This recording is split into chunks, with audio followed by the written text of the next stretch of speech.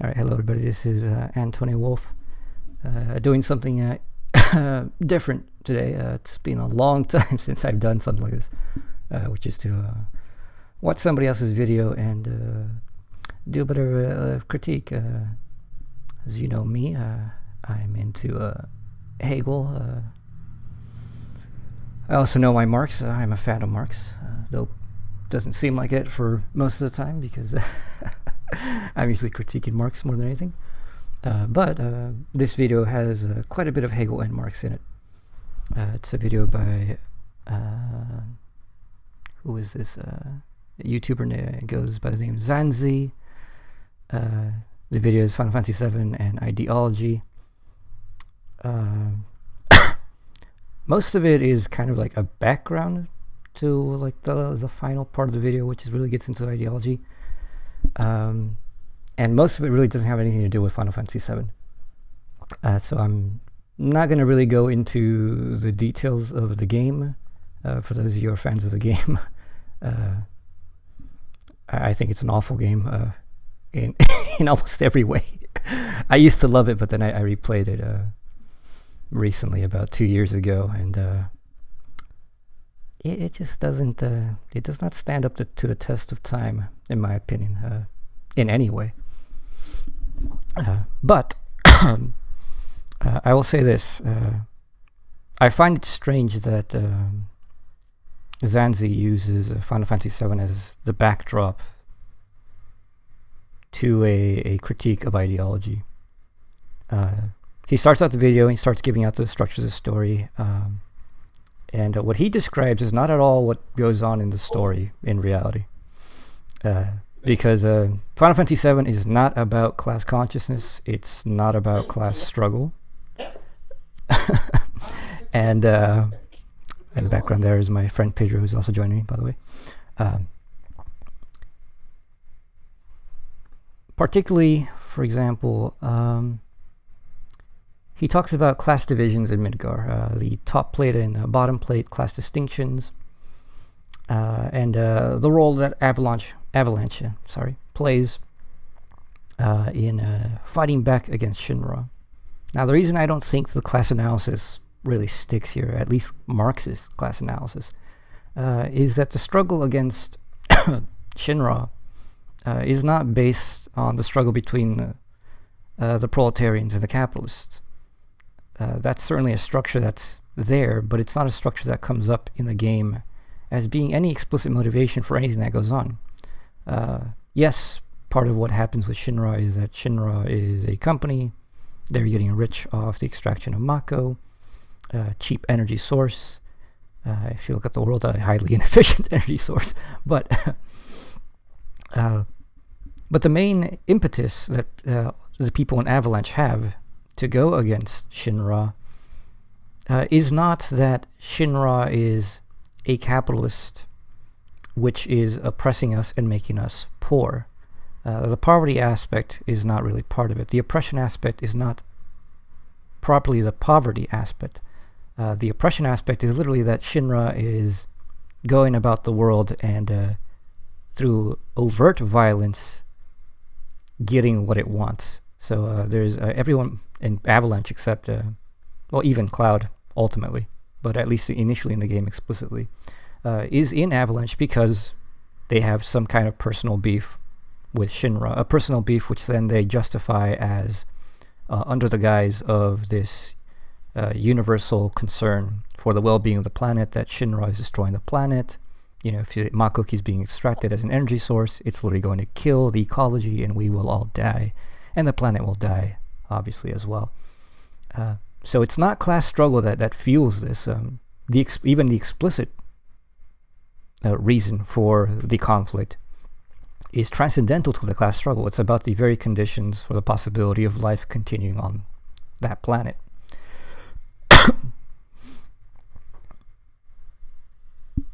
So, not only that, Avalanche is not seen as heroes by the people of Midgar. They're terrorists, and they are terrorists. That's not really something. We're talking about Final Fantasy lore, right? Yeah, it's this game particularly, Final Fantasy VII. Okay.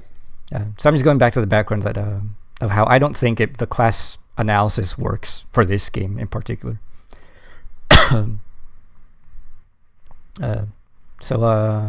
ZahnZee frames Avalanche as if they are these workers which are fighting the man and you're trying to fight this class oppression. But that's just not really the case. There is a class struggle going on, but the class struggle is not between proletarian and capitalist. The class struggle is between those who are outside of the system of Midgar and those who are in it and who benefit from it. Mainly the corporation, of course. But most of the people are not consciously within those two sides.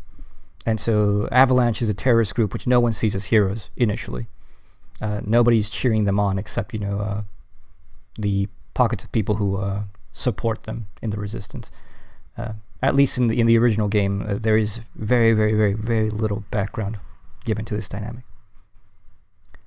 So, moving on though, that's just the background of the video up to this point. I'm going to start about 10 minutes, which is where he brings up the concept of ideology. So, plain.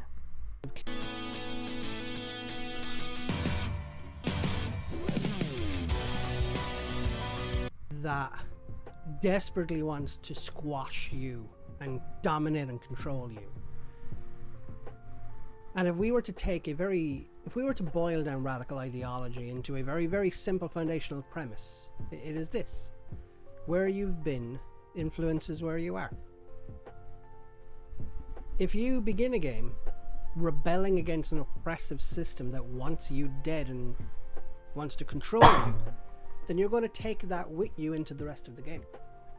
And that's what I think is very interesting about this, because we then get to go into the analysis of class structure and society that you have that underpins principal Marxism. But because of how complicated ideology is, I have to go into a bit of Hegel first. Promise you it won't be terrible. Have fun. Oh boy. To simplify a lot, Hegel's argument is that we are fundamentally alienated from ourselves. Our consciousness does not know its own true nature. And the process through which we come to know our own nature. All right.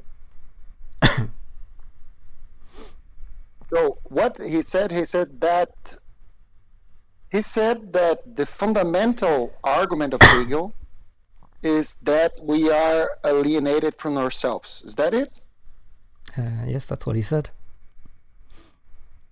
Well, I think the fundamental argument of Hegel is that you need to have a way to determine it in a clear manner, in rational manner, and with necessity what an argument is, But because he's clearly not exposing an argument, but an assertion, the assertion that we are alienated from ourselves, and that's not a fundamental problem for Hegel.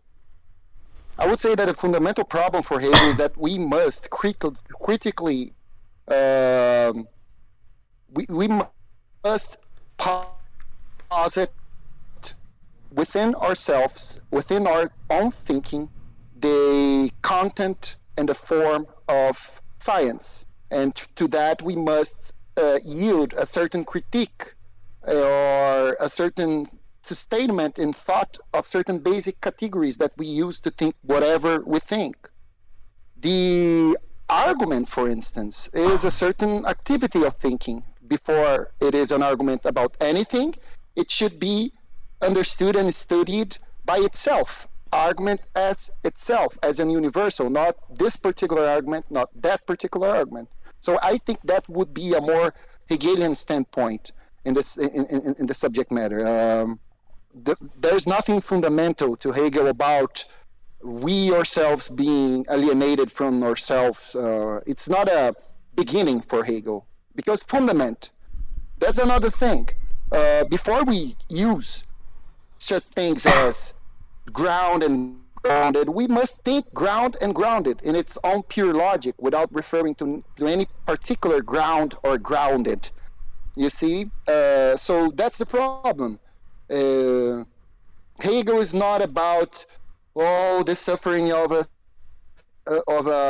a alienated subject. It may have a role within his expositions, but it's more about to provide the proper concept of subjectivity, for example, because all those intellectuals that go around, they use the word subjectivity, objectivity. But if you noticed, all they do is like project their own representations of what subjectivity is into the concept of objectivity or subjectivity. They never provide a proper content to those words, and that's the main problem for Hegel. Like, why? I don't know, Antonio. What do you think? No, you're definitely right. Alienation is not a fundamental concern for Hegel. It does not. It's not where his philosophy begins. It's not where it ends. It plays a role, and as a matter of fact, one of the distinctive things of Hegelianism versus Marxism is that Hegel thinks alienation is inescapable and necessary, and in fact good, whereas Marx thinks that alienation is bad, and that the point of history is to get rid of alienation completely. So for Marx, Marx's theory of alienation is something far broader than most people think about either as well. So yes, let me just like replay this. Does not know it of self-realization to reconciling the alienation present in the human subject. Basically, people aren't happy, we don't know why we're not happy, we just want to be. And the process through which we come to know our own nature is by means of self-realization to reconciling the alienation present in the human subject. So that point that, he says Hegel's point is that we are alienated from ourselves, we don't know who we are, and that the the way in which we overcome that alienation is... let me just replay People this. aren't happy, we don't know why we're not happy, we just want to be. And the process through which we come to know our own nature is by means of self-realization to reconciling the alienation present in the human subject. So, he's framing it that for Hegel, the problem is a problem of self-knowledge, which as an abstract statement can be said that it's correct, but in the way that anybody would understand this at face value, it's definitely incorrect. As again, the point isn't to overcome alienation. Like, for example, like that's the problem here. Like, he's trying to make a overview of a system that, although it is a system, it is very much based on the particular arguments that he's making in particular texts, right? And each one of these arguments, they are presupposing certain arguments before, until you get into the point of pure immediacy, pure abstractness, etc., etc. Because, for example, for me, he's making general claims about a very complicated thing, but take, for example, abstract will, right? In the beginning of the philosophy of right. Indeed, Hegel says that the abstract will try to make the world its own, right? Will try to prove that it is objective. It is not only subjective. It's not only that which is against a particular world, but it is also that the universal that it is for itself, right? It tries to realize true property by appropriation of things, by norms on things and stuff like that. But it's not about not being alienated. It's about a certain logic of a certain entity called will, which is able to abstract from all determinations and think itself abstractively in a self-relation of thought, right? And in that sense, it's infinite, and but this infinity is proved to be unreal or unnatural by the presence of a nature which opposes it. So what abstract will do? It tries to appropriate things. But it notices that every time it appropriates things, more infinite things appear to be appropriated. So there is no end to the appropriation, right? And that's what one of the contradictions of abstract will. Abstract will is not able to fully realize its freedom, its self-relation, because it's always being exposed to new and new contents that it should appropriate to realize in its infinity, right?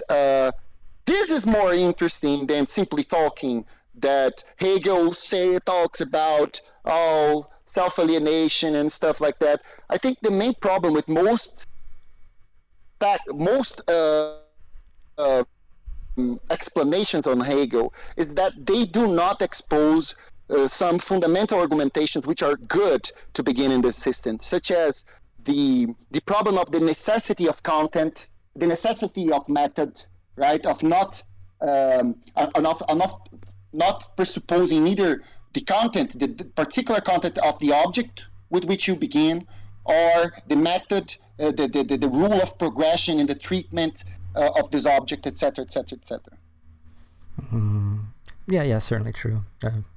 I think, of course, this is a short video. Like, even if this person had wanted to, they couldn't go into that kind of detail. But okay, so he mentions that from what he's interpreting of Hegel, that the way alienation is overcome is that we have to go through this process of self-realization and activity in the world to know who we are.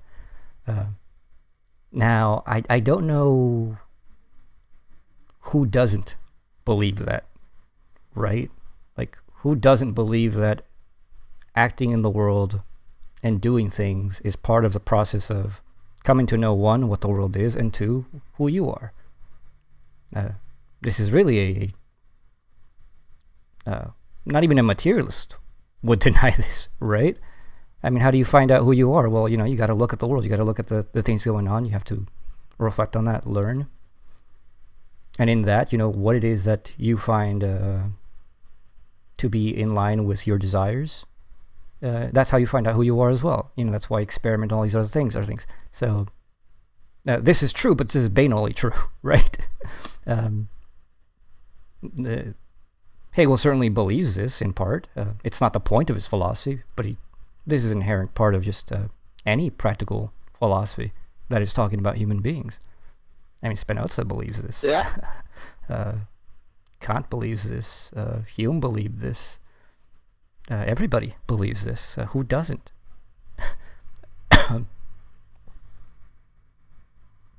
Yeah. Basically, people aren't happy. We don't know why we're not happy. We just Maybe want someone to be doesn't. happy. And what is I don't causing know. this unhappiness is because we. I mean, a few Uh, maybe Grouch. Schopenhauer doesn't. Grouch, hit the link on the sync tube. Yeah, we'll let you- okay. I'm on it. All right, but anyways, he just mentioned happiness. Just right off the bat, Hegel does not care about happiness or unhappiness. It's not a part of any purposes in his system. Yeah.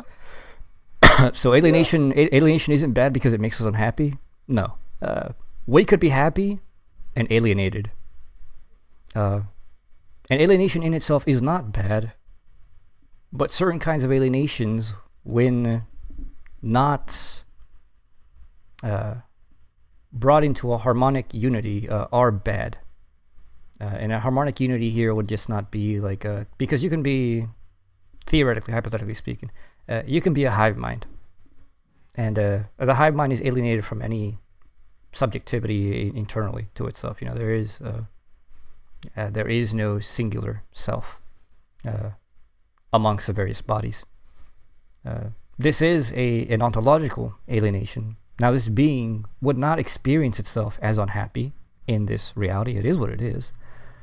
And insofar as that being has alienation is not just a thing about consciousness. Alienation is just the otherness of existence itself. And there has to be an otherness to existence. Otherwise, individuals couldn't even exist. So in that sense, alienation is good. Alienation is good insofar, like, for example, the fact that in laboring, you create something outside of yourself, which is not yourself, which is imbued with your will, which is imbued with your vision of things. You say you create a work of art or whatever, or anything you're actually proud of that you show to somebody else or you give to somebody else, and it's meaningful in that sense. those things are objects that are alienated from you. They are outside of you. And they're good. It's good that those alienations exist because it allows for social objective interactions, which otherwise would not be possible. If you think about it, Antonio, if you think about it, all that is external to the freedom of will is something which is alienated, right? But what sustains the freedom of the will is exactly this abstract negativity, this possibility of relating to itself irrespective of any particular content whatsoever, being able to negate any determination, any particular aim, and relates simply to its abstract self. If we weren't able of this work of negativity, we would have our wills basically determined, so we wouldn't be able to think with abstract will in itself, right? So alienation here, this moment of difference in which will, the particular will actually is able to abstract from all particular aims and think itself in its universality, is an important part of the process of being free, right? Like what you just said right now. Just to mention, like what you just said about that self-relationship in which it abstracts itself, being an important part of freedom, that is an alienation, right? Because you're alienating yourself from the world in that moment, and you're saying, like, yes, I am not the world. I will not be determined by this world. And you are doing it absolutely. And that nothing stays, right? Mm-hmm. And so that's an affirmative alienation, in which that alienation is good. You know, the fact that you both enact it and you recognize it. Take an animal, and for example. Yeah. I think it would be interesting to take, for example, an animal. Like, the food that the animal eats is a particular content of its will. But its will is exactly limited by that particular content. The animal is not able to conceive of a will which is not attached to any particular content of will whatsoever, any object whatsoever. This power of negativity, of denying these determinations, this power of abstraction pertains to thinking beings, right?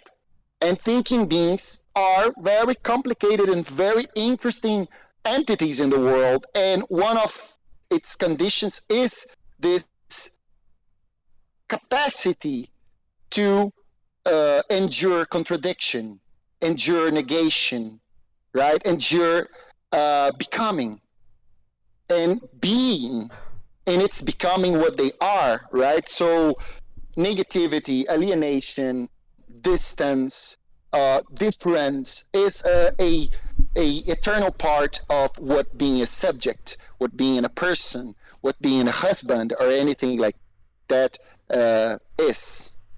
Right, and to bring it back to like the distinction between Marx and Hegel, in which for Hegel, alienation is positive. That we overcome alienation by literally recognizing its constitutive part of ourselves, and we don't get rid of it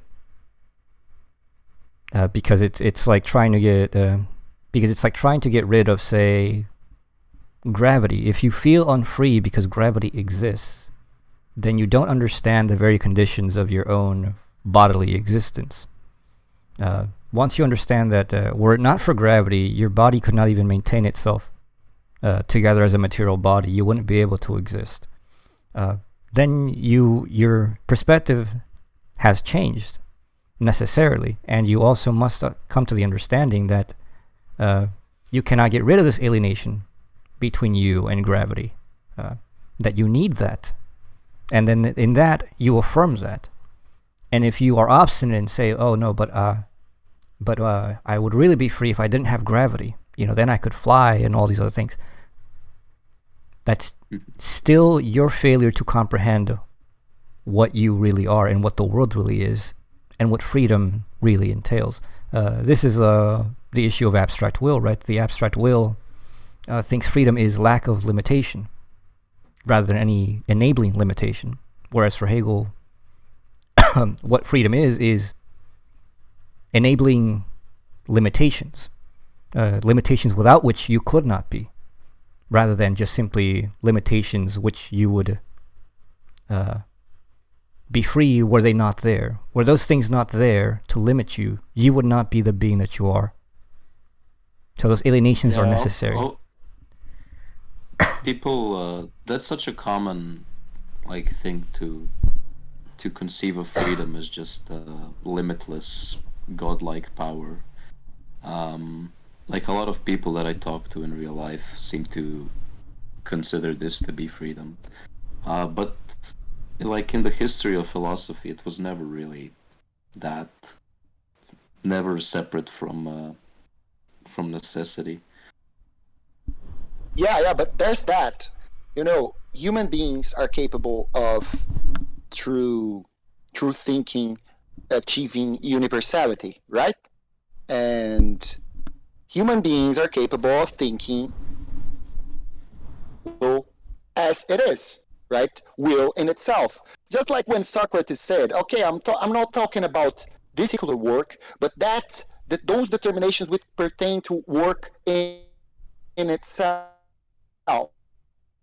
not as this or that particular. So when Socrates already, we have this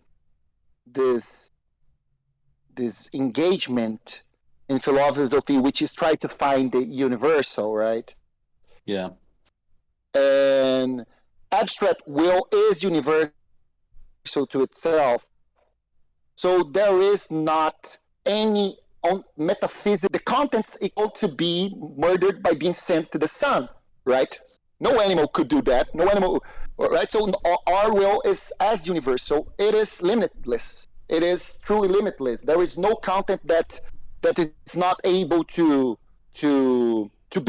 become an object of will, because the will itself leaves its content indeterminate, right? So we try to fill it with particular aims. I want to be a doctor. I want to be this or that and stuff like that. All those aims, they are provided from the outside, right? So abstract will cannot be free, because taken itself as an object, it is abstract. It has no content. It depends on certain external content of particular aims, and this is the moment of particularity that pertains to will in its concept.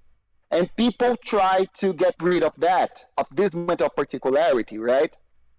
Yeah, I think that a really great example. Of course, it can be super. I'm sorry. No, I think that I think that the greatest example is just thinking. I think that the way you liberate yourself from in doxa in Greek, what do you call that in English? Opinion, really. Opinion, yeah. It's really the faculty of thinking is the human ability to liberate itself from opinion, from the sphere of opinion, by way of abstraction. Because we usually think associatively or in images, but really the possibility to articulate a thought is well, in my opinion, a sign. Thinking beings are able to, for example, divide that which appears together in its immediacy, right? Yeah. We are able to divide the color from the cup that it appeared on, right? We are able to ignore certain determinations of the things that appear to us and focus ourselves in certain other determinations, right? We are able to organize these determinations in classifications, etc., etc., etc. So we are always in this process of trying to make things something. Self-relation is universal, so it tends to universalize itself. Nothing is strange to it. So we are always trying to learn more and more about nature, to make nature our own, to make it a spiritualized thing through the establishment of a certain law, which is intellectual, which is comprehensible to us, right? So, but spirits also understands that nature is externality. So the realization of the spirit must not be through a natural object which is external to itself, because nature is infinite, either intensively or extensively, right? So for the abstract will, which is trying to de-alienate itself by appropriating nature, if it has any speculative feeling or capacity, it will understand that the act of appropriation is not the last word. Also think freedom as freedom to appropriate things, right? They insist on their abstract right to appropriate nature, to make whatever they please with nature, etc., etc., etc. Sometimes without any moral concern, any recognition of the interiority of other wills, etc., etc. So, for those of you who didn't know anything about those things in Hegel, now you do. Yeah, going back to the video, what was it? So he says the fundamental point of Hegel is, that we must overcome alienation, which is not true. That's part of it, but it's not the point. Other one is that the struggle to overcome alienation involving both a thinking of the world and which is a knowledge of it, which then leads to activities, which also then lead to a self-knowledge, is a trivial thing, which everyone believes. Third, alienation is not bad for Hegel. It's constitutive of us. Like for the point of nature, for example, the meaning of overcoming the alienation of nature is simply to recognize that nature is that thing which is going to always be beyond us, that we're never going to be able to fully appropriate it, because we're never going to be able to fully grasp it, because it is just an endless running away into otherness. Yeah. Fair enough. And so literally, the overcoming of alienation is to just recognize the alienation and to accept it. Now, for moral people, they're like, "What? How's that overcoming?" To use it in a sense, right? It's in a sense to make it.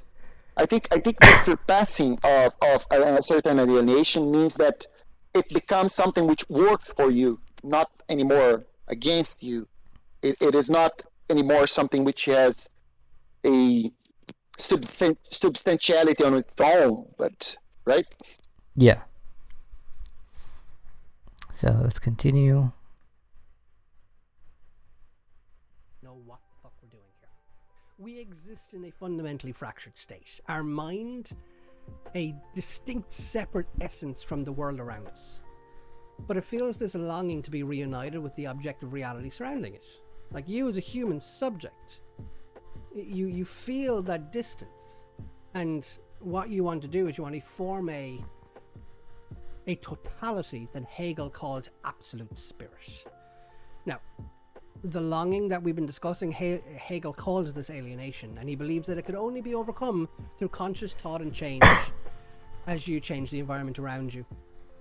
Now, Marx looked at this and said, no, you've kind of gone wrong here. Thinking about the world really hard won't do anything about it. You can't just simply overcome the burden of your conditions, your life, existence itself, by just thinking really hard. Thought alone is not going to make you complete. If you're being oppressed, thinking you're not oppressed isn't going to do a damn thing about it. Yeah. My God.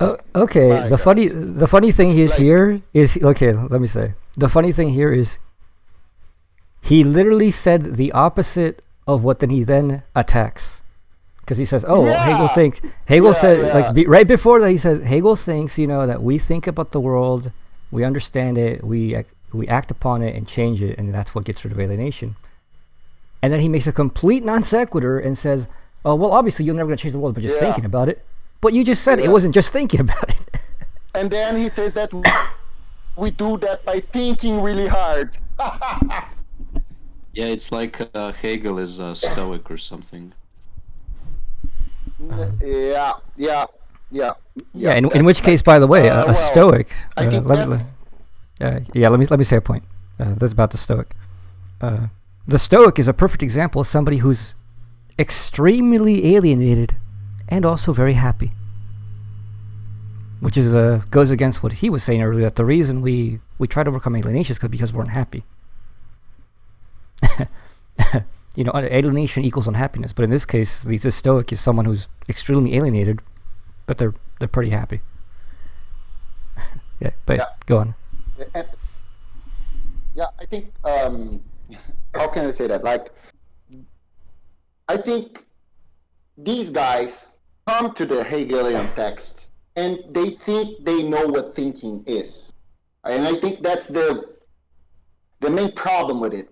So when he see Hegel talking about thinking as this activity of imposing form on a certain content, externally given content, he thinks that Hegel makes a huge difference between acting and thinking, right?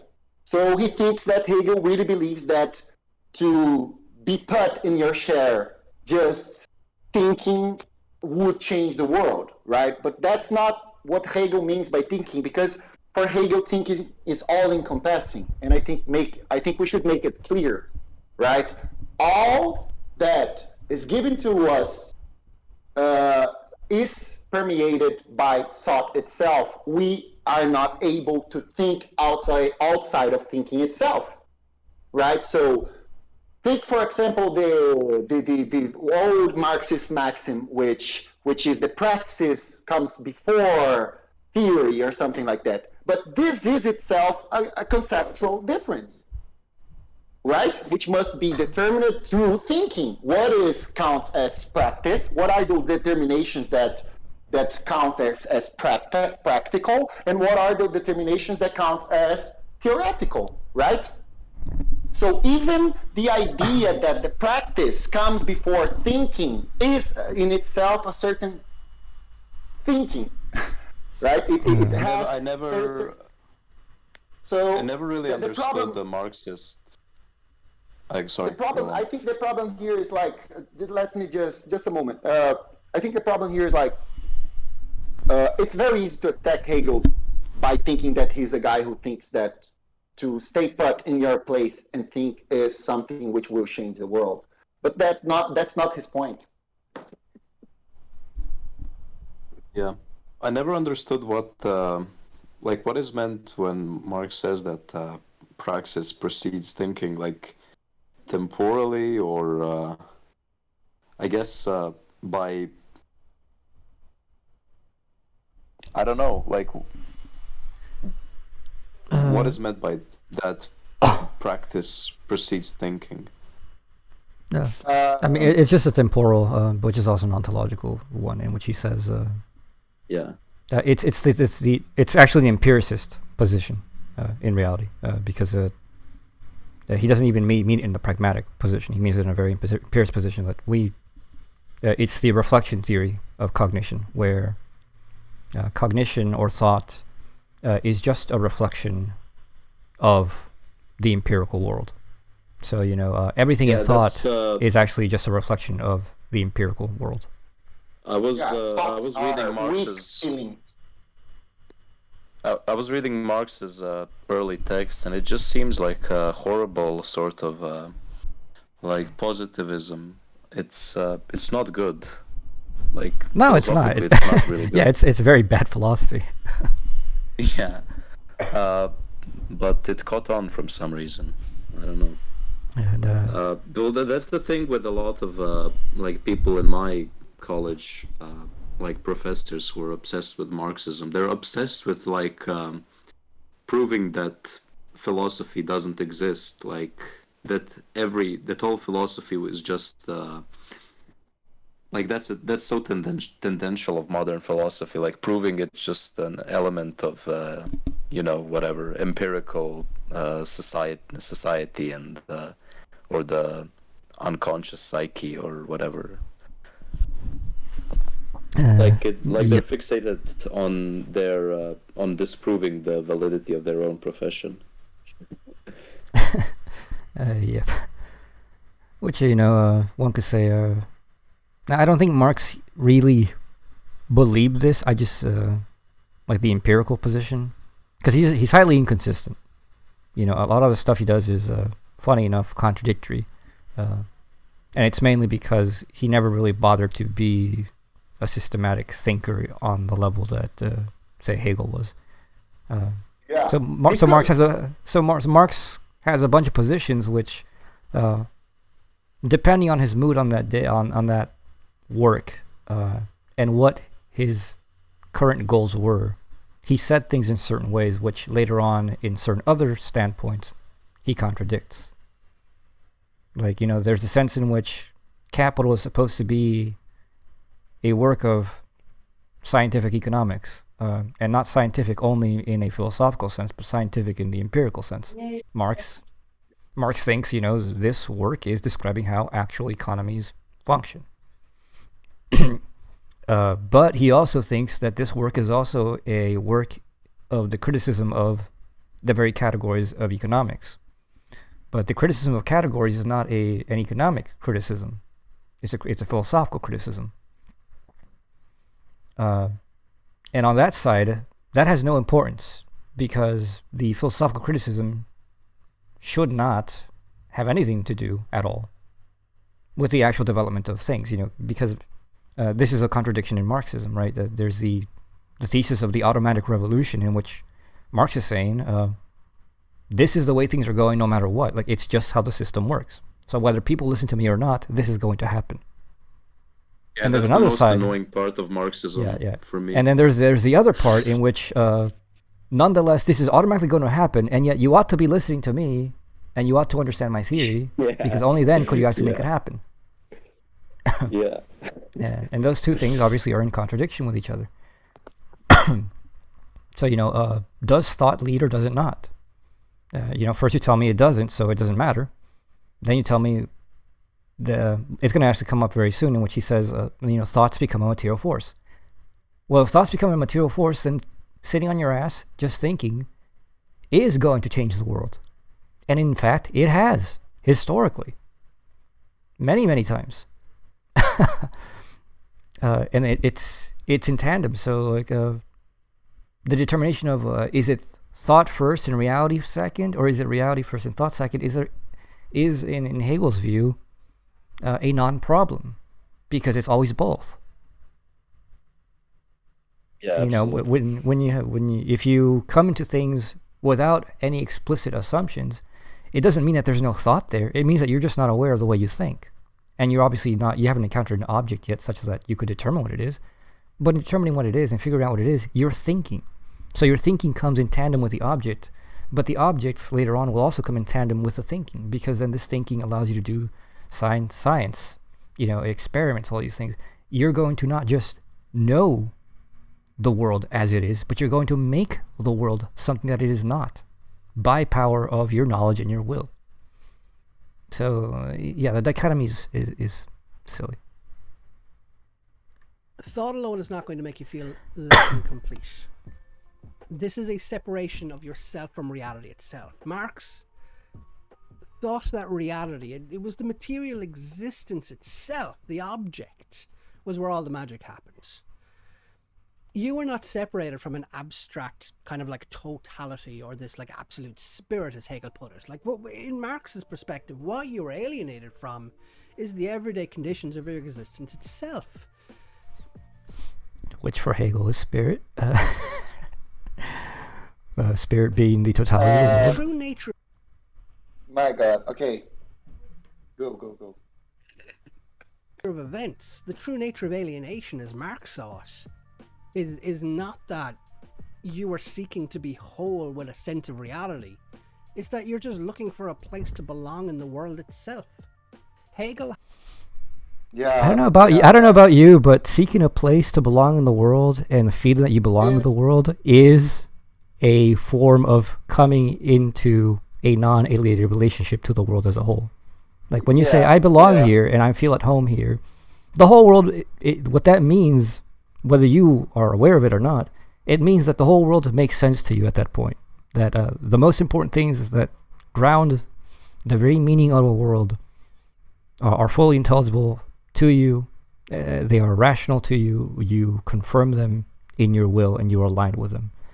So yes, that does mean that you are you have come into alignment with the world as a whole. There's no contradiction here between that, what Marx thinks, and what Hegel thinks. Had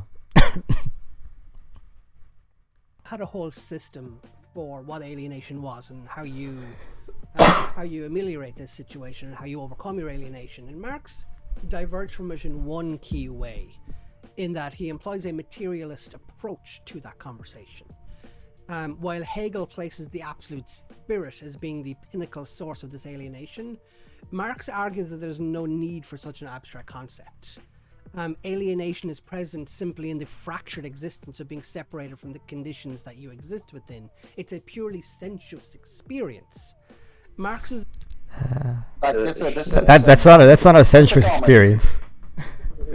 Just a comment here, like sometimes, my friend, we are willingly wanting to be separated from the conditions of our existence, right? Like part of being free is to be able to be freed from natural limits and establish social limits in its place. But I don't know. Okay. Well, anyways, what he said at first about, like, it's about not being alienated from the conditions of existence. Well, what is that if not the world? He's saying the same. He's saying the same thing with different words, and he doesn't realize that they're actually the same thing. And also that, like, this is not a sensuous thing. Alienation, you can't see it, you can't touch it, you can't taste it, you can't hear it. Alienation is a conscious, cognitive reality. But it's also from the person who's at a higher standpoint, it is an objective reality, even if that person doesn't recognize that they are alienated. Because somebody, like this, for example, the Stoic, they are highly alienated, extremely alienated, about as alienated as you can get. But they are happy in that condition. But, from the Hegelian standpoint, even from the Marxist standpoint, we'd say, well, no, you are alienated. It doesn't matter that you're happy. You are alienated because you're actually not actualizing the reality of your freedom. Marx would say, well, look, you're not enjoying your essence as a human being, which is to labor, to create socially with others, to share in the goods and enjoy all these things, and enjoy the power of creativity. And that whole thing is included in Hegel's view, and Hegel's view includes the whole thing also of understanding that you live in a community, that you're part of that community, that even if you have some disagreements with certain things that go on in the community, it is your community, it is the very ground of your own existence in many ways, and that if you were someone unhappy in that community, the solution is not to walk away, for example, which would be to alienate yourself from society and become a hermit. The solution is to remain in society, and if anything seems wrong to you, to struggle to change that. And sometimes the struggle is simply words. Sometimes that's literally enough. Socrates was killed for words, because people know that words aren't just hot air. People know that words are dangerous. Yeah. So yes. Yeah, go ahead. I think, just a moment, sorry. I think what is at stake here is that good old difference. Like, the problem here is always a problem of causality, right? Marxists, they tend to put things this way. Either you believe that matter is the causal priority in a certain relationship, or you think that ideas are have the prius causality in a certain process, right? And the argument is very simple. So if matter comes before mind, if matter comes before ideas, well, then matter is prius to ideas.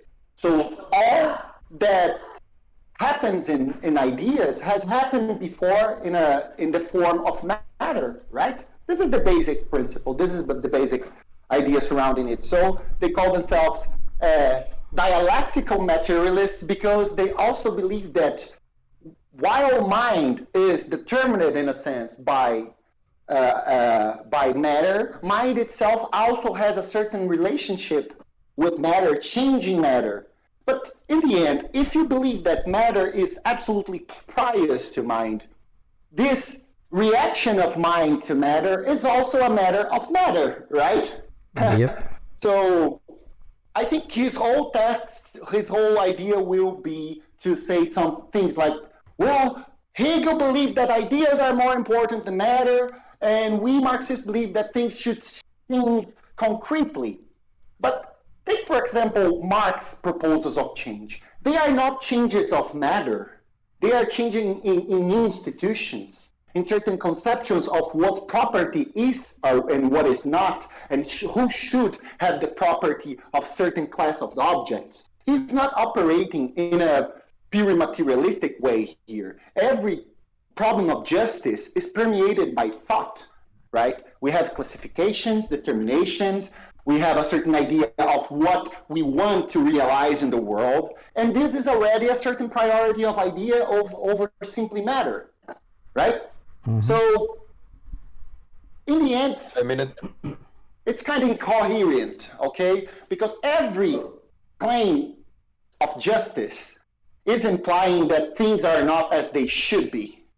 And the source of this ought, this should be, cannot be simply matter. Matter has not an ought, right? Matter has not like a plan implied in it that would manifest itself in a certain conception which surpasses it. Or maybe it is. Right? Mm-hmm. Yeah, it comes down to what AW said just a few moments ago. Like Marx can decide between his like purely positivist critique and his positive like philosophical grounds. Yeah.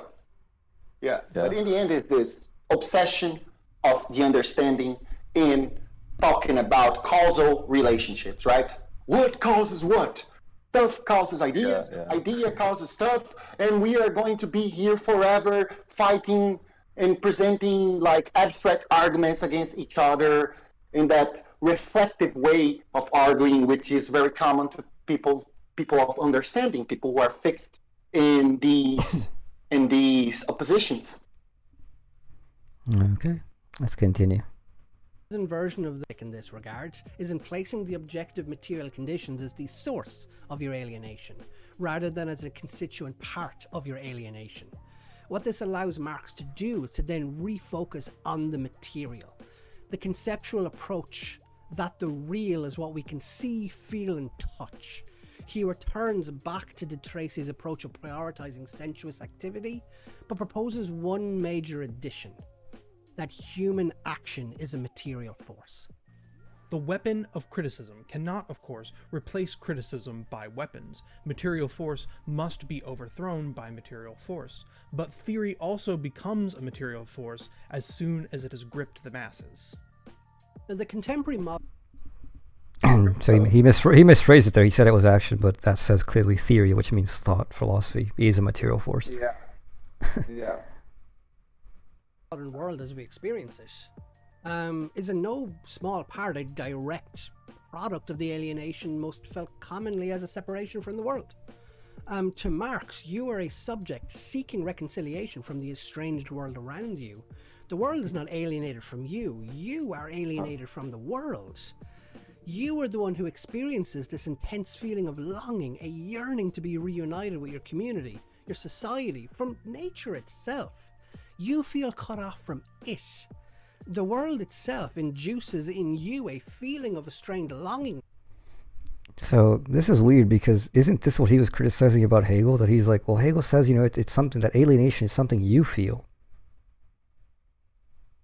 And then here's again, he's framing in the sense of alienation is something you feel.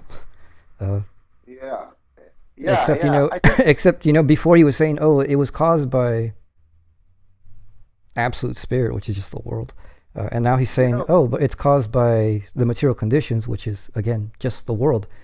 It's the same thing.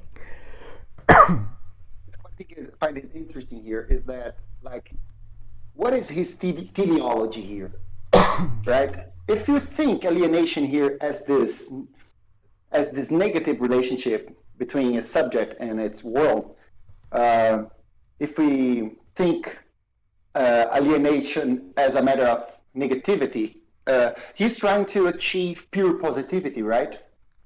A world Yeah. of pure harmony, pure, complete destruction of all differences, right? There is no Yeah, more which is opposition because there is no difference. There is no internal differentiation in different parts and classes and groups. All is, fascism. again, submerged in the immediacy, abstract indeterminacy of being, Yeah, There is this longing for it's being. harmonious. Yeah, it's harmonious, and like you're right about saying that this person and Marx didn't recognize it about themselves, but it is a desire for just pure positivity. Like the fact that he says the material world causes alienation, but it's not constitutive of it, shows that he thinks that but the material world, he's particularly talking, of course, about the social, material, economic relations. If we get rid of the cause, we get rid of the effect. The economic structure is what it's causing alienation. If we get rid of that, alienation will be gone. This is something Hegelianism cannot allow, because it doesn't make any sense. And it's not because of some assumption about Hegel, but it's just about the fact of what it is to be. Yeah, it is a denial of particularity, of determination, right? It is a denial of particularity. In the end, it is the denial, because particularity, to be something determinate in the world, is to be also opposed to something else. Okay, this is a determination which pertains to the concept of determination itself. There wouldn't be determination if there wasn't negation, or a moment that something ends and another thing begins. So there is no, what is pure positivity? Is pure abstraction. It is nothing at all. So it's not as much as alienation is bad in itself, but I think it is about are our rights being respected or not? I think it's more about for that. Hegel. Yeah, for Hegel, it certainly is more about that. Another thing to say about that is that what is it? Just slipped my mind. Let's see, alienation, constitutive. Oh, I had a good point, but I'll remember it.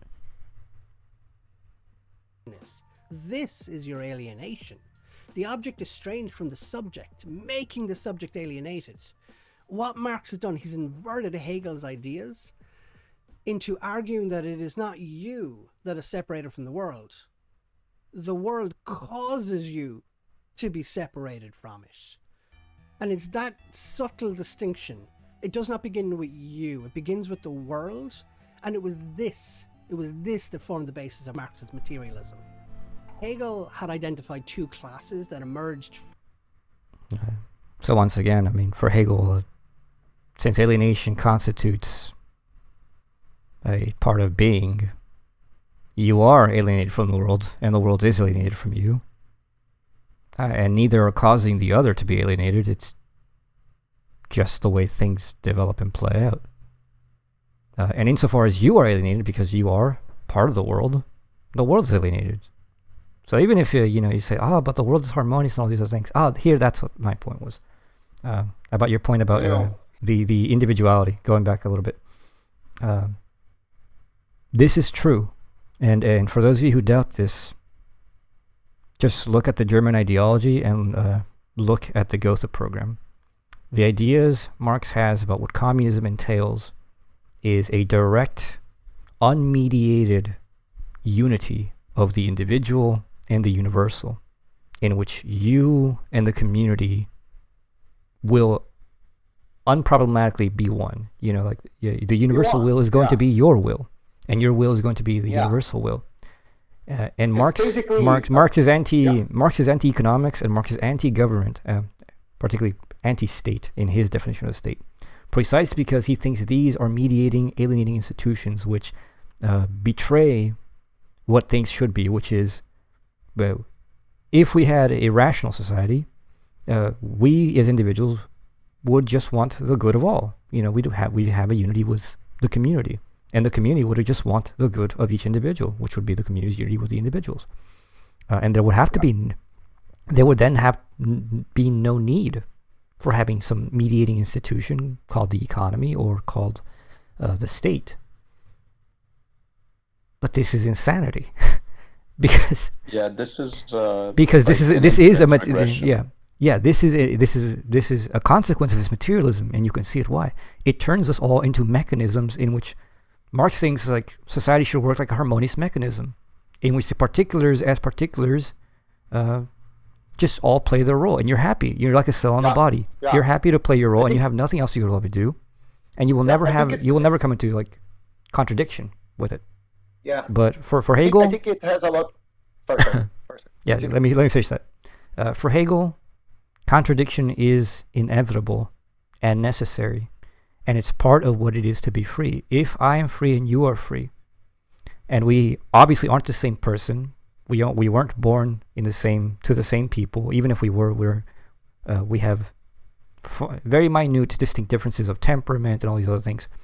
These things cause differences of perspective, and it causes our reason to have different concrete beginnings, and therefore we will see the world to a certain extent at the beginning in different ways. And obviously then we aren't born at the same time.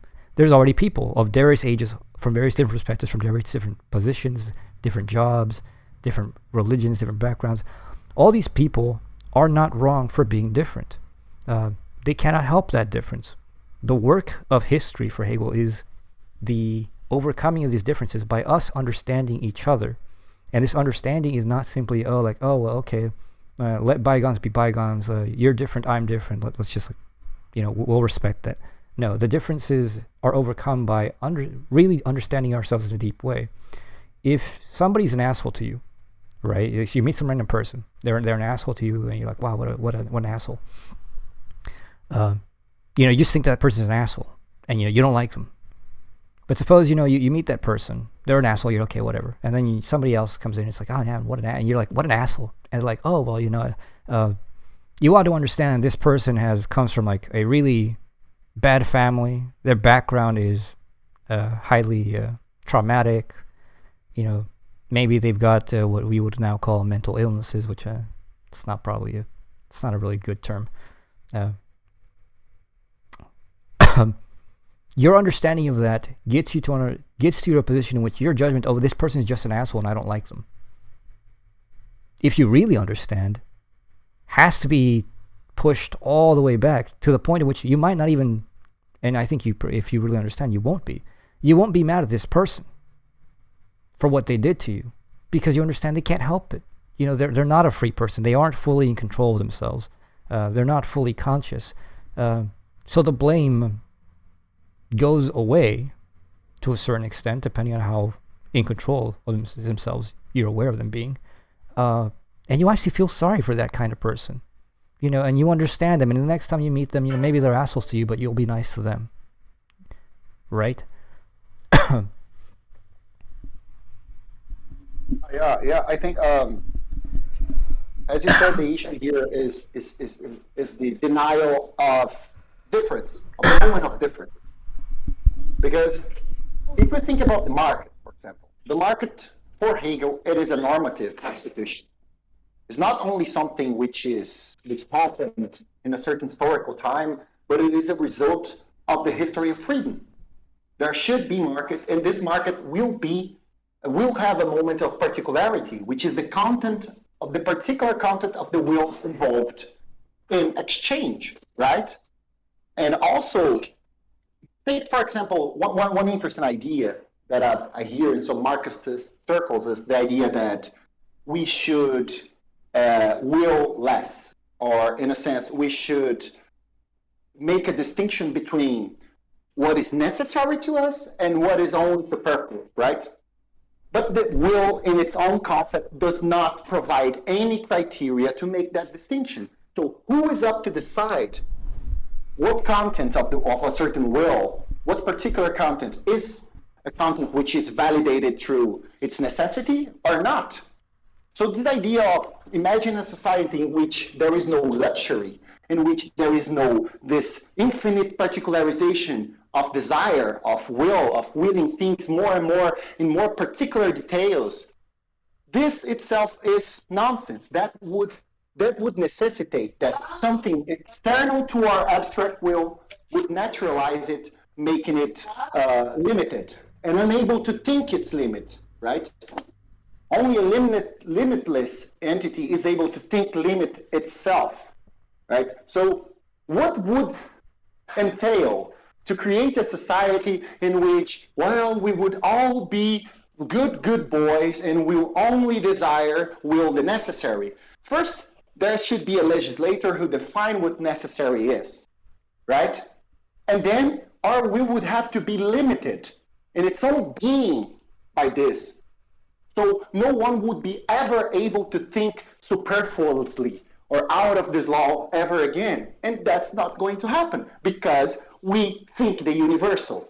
We are able to think abstract will as it is in itself, with no reference to any particular content. So our will is able to will anything. And that's how it will be as long as we are thinking humans. Yeah, and I would say that's good. It means control is never perfect. Yeah, exactly. The moment of particularity is necessary. Yeah. So the point about the whole differences thing, about like understanding another person, was that this is always the case in any society. So we're never going to have a society in which everybody really shares the same standpoint. Not everybody's ever going to, like what Hegel you just said, Pedro. Not everybody's ever going to agree on like what are the universal necessities. Some people. Exactly. I mean, look at the U.S. Some people are like, we all need healthcare. It should be a universal right. And some people are like, yes, we all need healthcare, but it should not be a universal right. Every person has to take care of that business for themselves. We shouldn't have the state provide that for us. And all these other things. And these are based on just differences of principles. And these differences of principles do exist across the world. Even the Marxists do not agree on what these principles ought to be. There was a difference between China and the USSR, in which, matters of principle, some of them really stupid, in my opinion, broke their connection apart. Even now, leftists can't agree with each other about the matter of principles about what it means to live in a socialist world, in a communist world. So this idea that we will all just come together under, the community as an immediate connection to the universal will, and the universal will unproblematically be our own, is a pipe dream based on a severe idealist abstraction. Because it is idealist, and in the bad sense. Hegel's an idealist, but it's not the idealism people usually understand. But what Marx and Marxists believe here is a complete idealist fiction. It is naive. It's kind of funny. Abstraction. It's funny that they posit this type of harmonious, unified society, but like you won't find a group of people who disagree more, like who are so vicious in their narcissistic differences, like the USSR, like etc. USSR was a civilizational happening, It was abstract, just like United States' insistence on individual freedom is abstract. I think you have this fixation of United States with the moment of particularity, right? People should be able to simply allow themselves with limitless to appropriate things and to sell those things without any concern about the conditions that make those exchanges itself possible, right? So I think many different political ideologies, they get fixated in certain moments of it. Like, I think the conservatives, their basic preoccupation, their basic obsession is family as something which is, let's say, a prius to the state. So the state should be something which is subordinated to the structure of family itself and of the family traditions. United States nowadays, it's completely submerged in the moment of abstract right, in the insistence of civil society, and many socialist projects were more obsessed with the state on how to create from up to bottom a certain harmonious whole in which everybody felt like they were belonging to a bigger project, to the universal, right? But it denied the moment of particularity in which people exchange things. It denied the personhood of people, in a sense, right? Denying them the right to the market in a certain form, right? Yeah, and more importantly than that, it denied them personhood and individuality and the right to think freely. You know, you could think freely privately in your head, but if you put those things out there, you were in trouble. But capitalist abstract will also has its ways of certianship. I think when the market aspect is overestimated, like what passes as something which has strength in discourse is something which is validated by market itself, right? By the logic of market itself. So it's also a very, very deep and cruel form of certianship and limitation of free thinking. Yeah, you could say that's an entire problem with academia today, because it's pointed towards just creating workers, essentially, and all really scientific disciplines, and like philosophy is the best example. It's really it has no room to thrive in I would say neoliberalism. Anyways, market becomes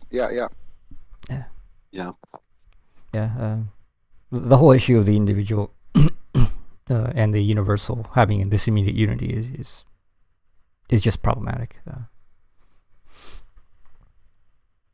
From the French Revolution, the proletariat, a group of wage I think laborers who that's sold probably their labor why to factory Hegel owners, liked. and the bourgeois.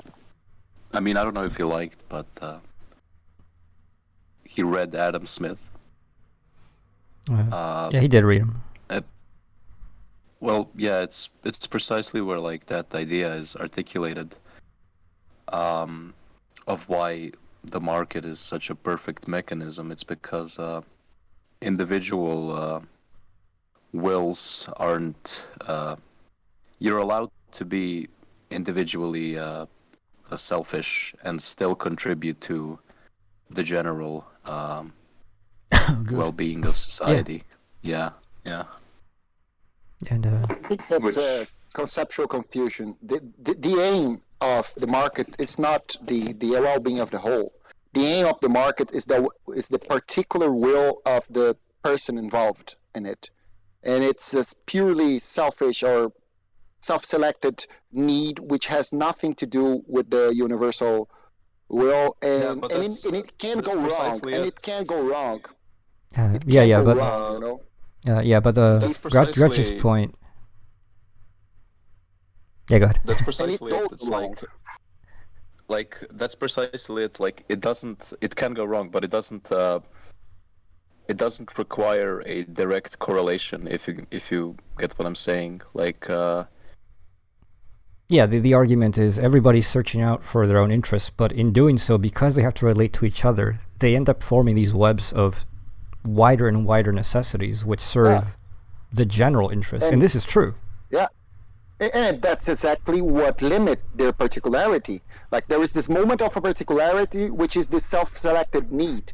But this need itself is social. So it have a reference to another owners, right? You cannot think like the process of exchange without thinking about like this community of owners whose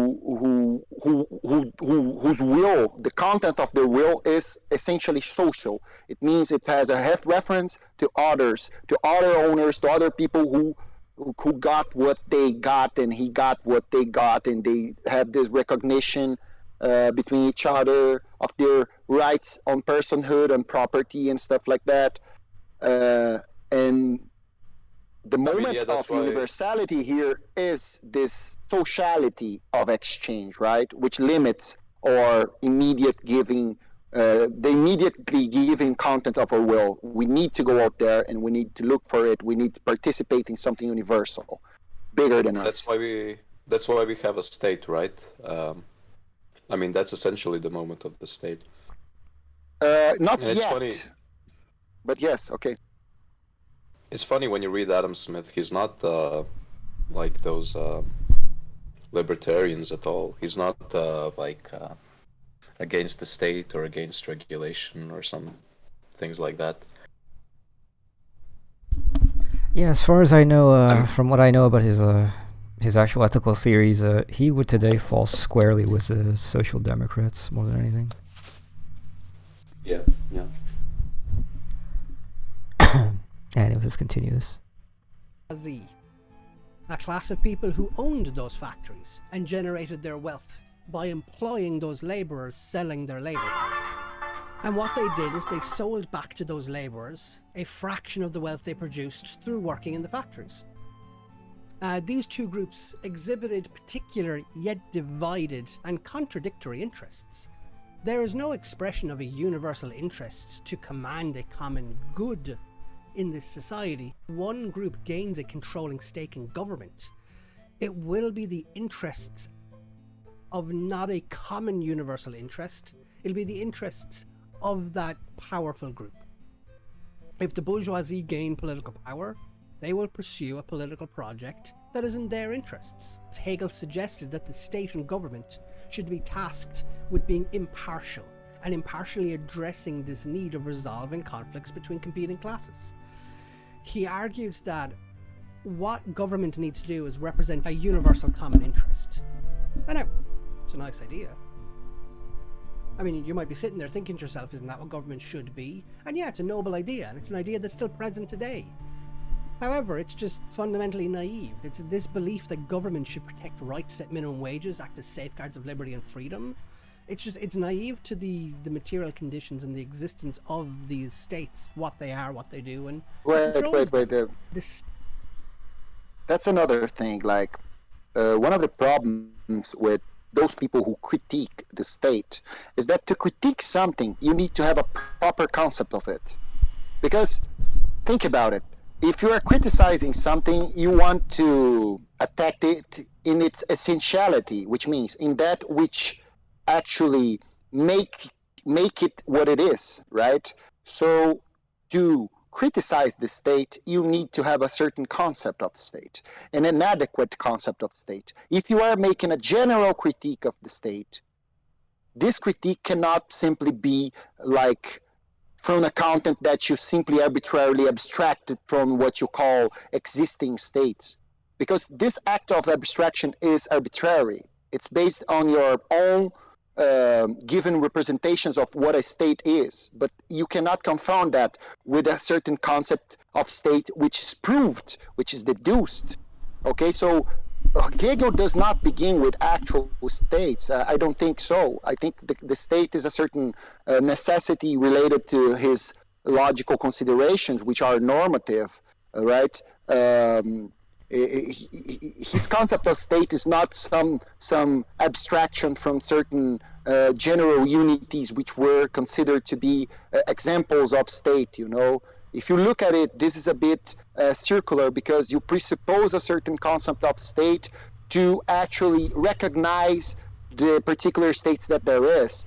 And what gives you the certainty that determinations that you say the state has are actual essential determinations of that concept, right? This is important because Hegel was not saying that, he was not validating any actual existing state, okay? This is... I mean, he was. No, he was not. Like the thing is, when he talks about family and state in that book, it's the moment in which he is the most limited to his time, okay? And the thing for me is that he introduces many conventional considerations to the thinking of the concepts, which are not immanent to it. Like the philosophy of right is a normative book, you know? Form, at least that's how I believe it to be. We are talking about not positive right, as Hegel says, but the rational determinations of right itself. So when Hegel is talking about state, he's talking about the normative concept of state, what state, in a sense, should be able to realize itself in last instance. It's not only an act, an abstract act that will never be realized, but a possibility of the realization of a proper concept of state. So Hegel is not talking about any particular state in that book. If we go with his principles, not his actual texts sometimes, you know what I mean? Mm-hmm. Yeah, At least that's my standpoint. Hegel's talking normatively, you know? Yeah. So that's exactly what I was going to say. That this is a philosophical consideration of states, which is the precondition of the very consideration of states by anyone for anything. You may not think you're doing philosophy, but you're actually presupposing, in order to critique the state, you're presupposing the state is that thing you're critiquing. And you're presupposing that you have some standard that is valid to critique it. Marx certainly thinks that he has a standard that is valid to critique it. Now, he believes that what Hegel gives him is the capacity to say that standard isn't some subjective standard, which Marx, has set up. He thinks that standard is the very standard of what the economists and the statesmen of his time have given as what their professed goals are. And that works. But it doesn't get you to the point in which you get to conclude what he thinks he concludes. Because his conclusion is, capitalism has all these contradictions, therefore communism. No, that's not how it works. Hegel does not give him the capacity to make that judgment. The fact that you have a shitty state does not mean that states are bad or that states should not do something else, any more than the fact that you have a shitty family doesn't tell you that families are just that. They're a shittiness that you experience and that they ought to be that way. Those are complete non sequitur. That's very interesting of the understanding. Like they are always presupposing the universal, but denying it any reality, right? All this discussion is about certain particular families, but they understand and don't understand that when he talks about a particular family, he's already implying the universal there, right? That which pertains to family in general, not to that particular family. And that would be the actuality or the truth of the family, right? So I think, like, if this guy is going to listen to us, I would say to him to stop to think about this or that particular state and try to come up with a deduction of the concept of state itself. Yeah. Not only that, I think, empirically he's wrong. Like, empirically, not all states, but, at least in the so-called first world, the core of the empire, so to say, we've had that meeting of universal needs to more or less extent, mostly less, but still a real extent, in which the capitalist class does hold the reins of power, and yet the capitalist class was bent to give up a certain range of power in order to maintain the possibility of its very existence, and they caved. Yeah. And the states have provided things like universal health care, universal right to education, Certain places, they actually have such things as vacations. They have the right not to be pestered outside of your established work hours. You have a right not to be fired for no reason from a job, in certain places. You have a right to a union. And this came about how? This came about through the establishment of the power of the state to mediate these issues. Now, the state didn't willingly originally mediate these issues, I think. People had to fight for them. Nonetheless, the state had to take the universal standpoint, whether it wanted to or not, not it, but, the people in it. Or, they were facing a serious destabilization of the state's very existence itself. So, of course, they caved. And this is an actualization of the fact that the state really is more than just any particular class. No class can go into the state and rule uninhibited, even if explicitly they are the ones who rule inhibited, like without inhibition. There is that necessary recoil from the rest of the people who are oppressed by that. Nobody's going to stand to be oppressed forever. Nobody. No people ever has. It might be for what seems to you like an inordinately long time, but nobody will. There will always be these struggles. And a rational state would see these struggles and say, okay, we need to do something to like stop these things from cropping up. It causes too much chaos, too much havoc upon the state. It brings things, especially the closer you get to modernity, in which like consciousness and will are far more strong than they were in the past. The idea that the state can just decree things does not happen. It cannot happen. The state may make decrees, but if it's not in the will of the people, it's not going to happen. And if you send in an army to crush the people, you're destroying the very foundation of your own state. So good luck with that. Yeah. Good luck with that. And of course, we know this happens, but we also know these states don't last. Yeah, exactly. Like, just a commentary. What I will always respect on Marxists is that they're actually very relevant nowadays, because what is winning is the totalization of market relationships, right? In this moment of time, the winner is property rights are the most absolute standpoint conceivable of a normal person in the United States of America, right? To acquire property, to be able to provide through the dividends of that property. So personhood, this capacity of willing to appropriate something in the nature, to realize it yourself, is the one of the main motifs of many people, and it's growing.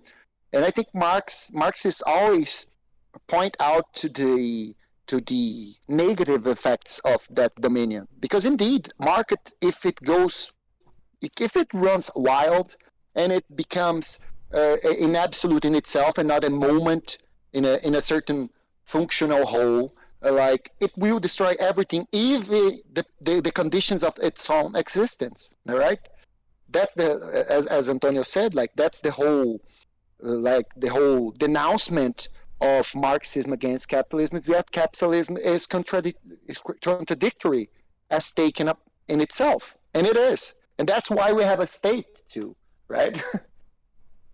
But I don't think that there will be a free and just society without a certain space for particularity, caprice, like individuality. People want to have anal plugs, let them have. The state will never be able to provide into a certain the exact quantity of anal plugs. So we are going to stop producing anal plugs because, well, we are now thinking about necessities. You know what I mean? So I don't think that a society without a certain extent of state, right, will be a free society. But I don't think that a society in which the rationality of the market is abstracted from its speculative whole and becomes like a detached tool over which every content is conditioned, that will lead to destruction, to ugly destruction, dude. And we are seeing it in front of our eyes. So salute to my comrades Marxists, because they at least are at something here, more than the libertarians are, more than maybe social democrats are. At least that's my standpoint right now. No, certainly I agree. State, not the social classes in conflict, are the ones we should trust to act in the interest of all, is Hegel's point. And a Marxist perspective, Hegel is just fundamentally naive about what government is, and argues the government is not a representative of the universal interest. Treating it as this abstracted idea would suggest that in reality the rich have as much access to the controlling powers of government as the poor do, which is just simply not the case. So what you end up doing is you end up creating a situation where the rich get to control government, arguing their interests are the universal interest. And what this does is this shuts out the poor. So functionally, one class has access to the state apparatus and gets to define its interests as the common universal interests. Hegel's conclusion is that a universal suffrage will create universal class representation within government. Marx's that's actually not true. Yeah. Hegel's against universal suffrage, by the way. Yeah. He does not like democracy, and the representation he has is not any representation that has ever existed. Because it's not it's not a general representation. You don't have a universal representative who represents you on every issue. You have representatives that represent you on the issues that are actually pertinent to your life. You have a representative for your economic interest. You have a representative for your, say, religious interest. You have a representative for your educational interest. You have a representative of, your housing interests, maybe, if those are different from economic ones. And those people then convene together as the ones who deal with their own particularities and also take part in the other general things of the state in the more universal considerations. So anyways, yeah, that's false. critique basically took the following form. For any universal interest to be present in society, human emancipation is necessary. The class which claims the right to carry out this emancipation should be that which is the universal class. This class should be the proletariat. The proletariat holds the claim of being the universal class, as their experience is that which is most authentic to the human experience. They are alienated. And the opening scene, the opening 10 hours of Final Fantasy VII, play out this exact three-step process. You have a giant city built upon the prescription that it is right that some should live above others. A rejection force, but theory also becomes a material force as soon as it has gripped the masses. You destroy a power. A principle that The chief defect of all previous materialism is that things, reality, sensuousness are conceived on in the form of the object, or of contemplation, but not as sensuous human activity, practice. The question whether objective truth can be attributed to human thinking is not a question of theory, but is a practical question. Man must prove the truth, the this-worldliness of his thinking in practice. This conflict Yeah. Marx and This is Hegel an interesting part here. It's interesting here because can you get back a bit in that so we can see the quote? Yes. It's interesting here because what is being said, it seems to me, is that the criteria of true is practice, right? So I think, but the problem with that is that practice is, if you analyzed the concept of practice, it always implies a certain subject which imposes a certain previous given form onto something, right? We cannot think the practical world without thinking the idea of a certain activity of making the object to agree with a certain concept or subjective concept, right? This is the most basic logical move of the concept of a practical world as opposed to a theoretical world in which the subject would be invited to agree with a certain content which is external to it. So if you look at it, the idea is completely necessary to the conception of practice itself, because a practice without an idea, right, which is before the activity of transformation, which guides this activity of transformation, it's not a practice, right? It's simply action. Like reaction is simply so. Practice always implies a certain given idea, which will serve as a guideline or as an ideal through which the world or the objective part of the relationship should be transformed into, right? So Yeah. there is By the no way, such a thing as this idea that there is like the problem here is they deny the theoretical faculty. It's right?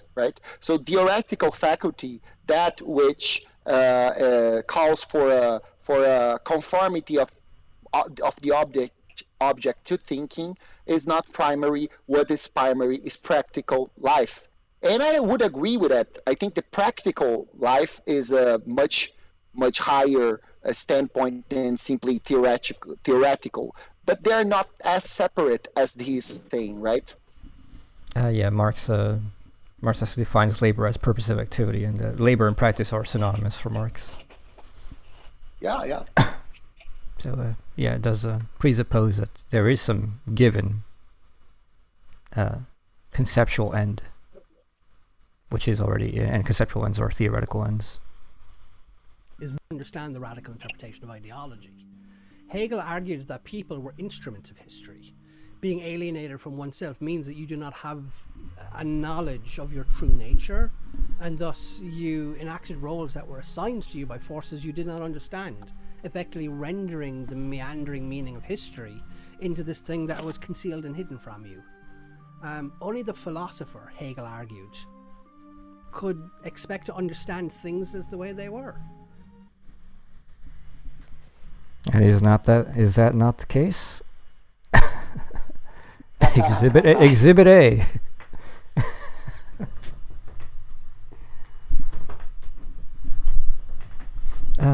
But yes, just to put in more detail, Hegel considers history to be the history of freedom, and nobody knew that what history was until, well, the end of history. Why? Because freedom has, at least for the first time, been conceptually understood, and begins to become concretely, objectively real in Hegel's time. Yeah, it becomes explained in Hegel's time. So, did anybody know what was happening in history really before Hegel's time? No, because there was no end in sight. And the end is not a temporal end, the end is a logical end. The end is the point at which society, because Hegel takes society, the state, to be the subject of history. History is not simply time, history is the development of states over time.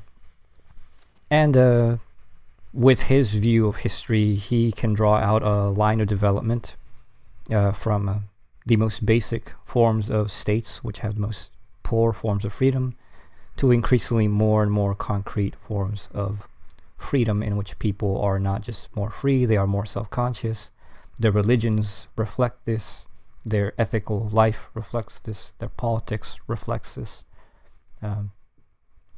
And when we get to the maximal end, we have a reality in which reason comprehends itself. Finally, thought finally knows what it is as thought. Freedom is comprehended as how it can actually be free. The state now begins to have structures of reflexivity, where the state doesn't have to be supplanted in order to change, but the state becomes the very process of its own self-determination and change, because these reflexive institutions between those who rule and those who are ruled not being any more distinctly and rigidly opposed. There is a melding in which society now has the mechanisms to change itself consciously and willingly for conscious purposes, which are purposes of freedom, and which will be made, and which towards the ends are determinate forms of freedom. You cannot be free without an education. That's why the state has to offer universal education. You cannot be free if you have no economic rights. That's why you have them. You cannot be free without a job. That's why, Hegel says, there should be something like a federal job guarantee. You cannot be free in a state of chaos, in which you're afraid to go outside because, things are just falling apart around you. People are poor and starving. So Hegel says we ought to do something about poverty. Now, he didn't know what, but he at least says there is a problem. If the state is supposed to survive, something has to be done about this. Something must be capable of being done. After all, this originates with us. It's not some weird alien thing. The economy is a part of our own lived reality. There must be some kind of solution. The solution may not be that we can get rid of it. Hegel has certain views on that, which are definitely contrary to Marx. But nonetheless, the point is, at the standpoint in which Hegel and his philosophy arise, it's a standpoint in which the world can now be made sense of in a way that it could not be made sense of ever before. Nobody could understand the world as worlding itself, which may sound spooky and mystical to a materialist, but it's no different than saying, well, all of this is just mattering itself. Sure, yeah. The question is then, okay, then if that's the standpoint we're taking, how are we going to bring in all these differences in the world together, not just now, but across time, and not just across time, but across the various modes of understanding, which are not temporal spatial realities. Causality is not a temporal spatial abstraction of yours. This is something that structurally applies within space, beyond space, across time, within time, beyond time. And it applies to the concept of causality itself. The cause of cause is an intelligible thing to consider. So yeah, it's no great hubris for Hegel to say, oh, well, nobody understood history until I did. Well, yeah. It's like you don't know what the purpose of your life is until you've gotten to the point in which you've gotten to that thing in which you recognize that is the purpose of your life. And you not only understand that, because you observe it, you've lived it, but you also confirm it, and you say, yes, this is the purpose of my life. And then you look back at your entire life and look at how everything that happened in your life was leading up to this. And that's exactly how the philosophy of history works. It's no different. It's not crazy. It's actually rather banal. That's usually how we actually think about our own personal histories.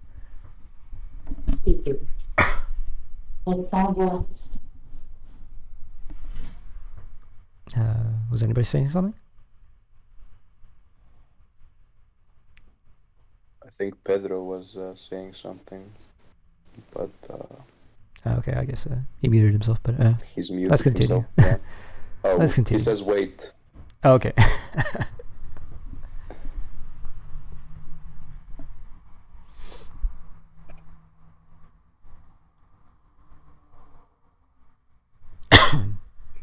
I guess he went to the bathroom. I'm here.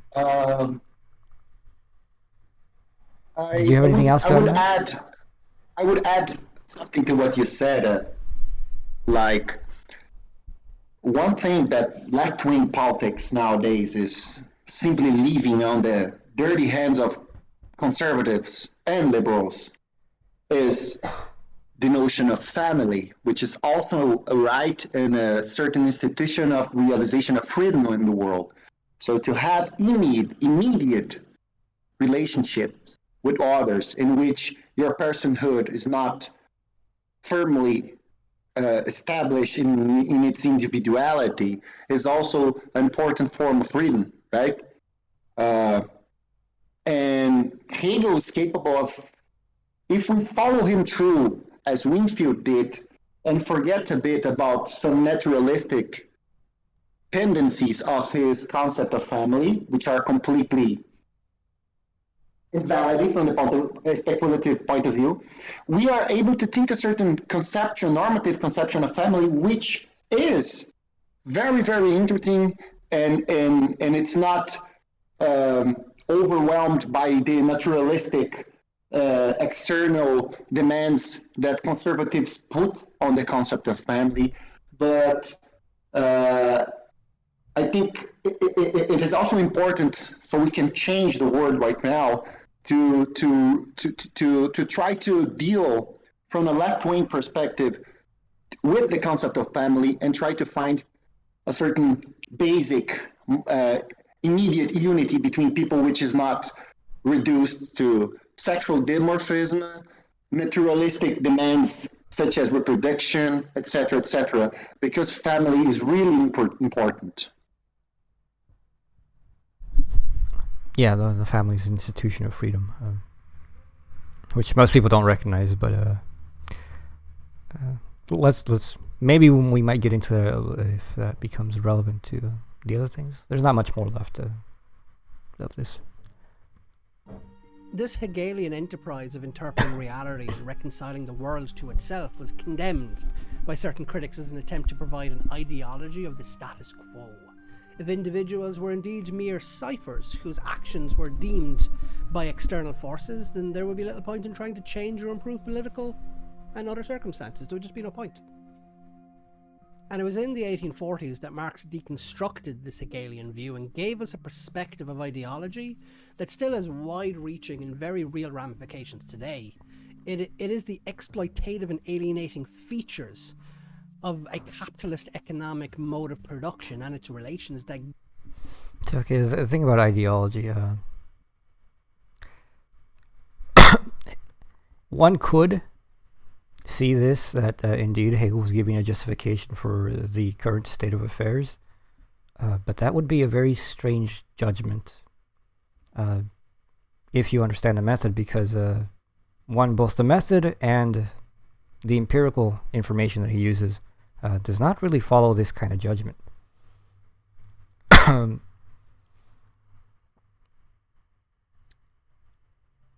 To jump to the very end, like this is the whole idea that, Hegel's a Prussian apologist. Read the philosophy of right for yourself and come back and dare tell us that is the case. Because read the philosophy of right, see what the state is according to Hegel and that, and look at the Prussia of Hegel's time. And if you tell us that those are the same things, we are not looking at the same text, and we must not exist in the same reality. Because that book is not... The problem here in the end.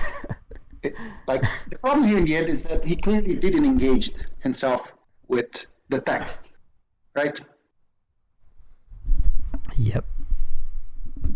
He didn't engage himself actually with concepts.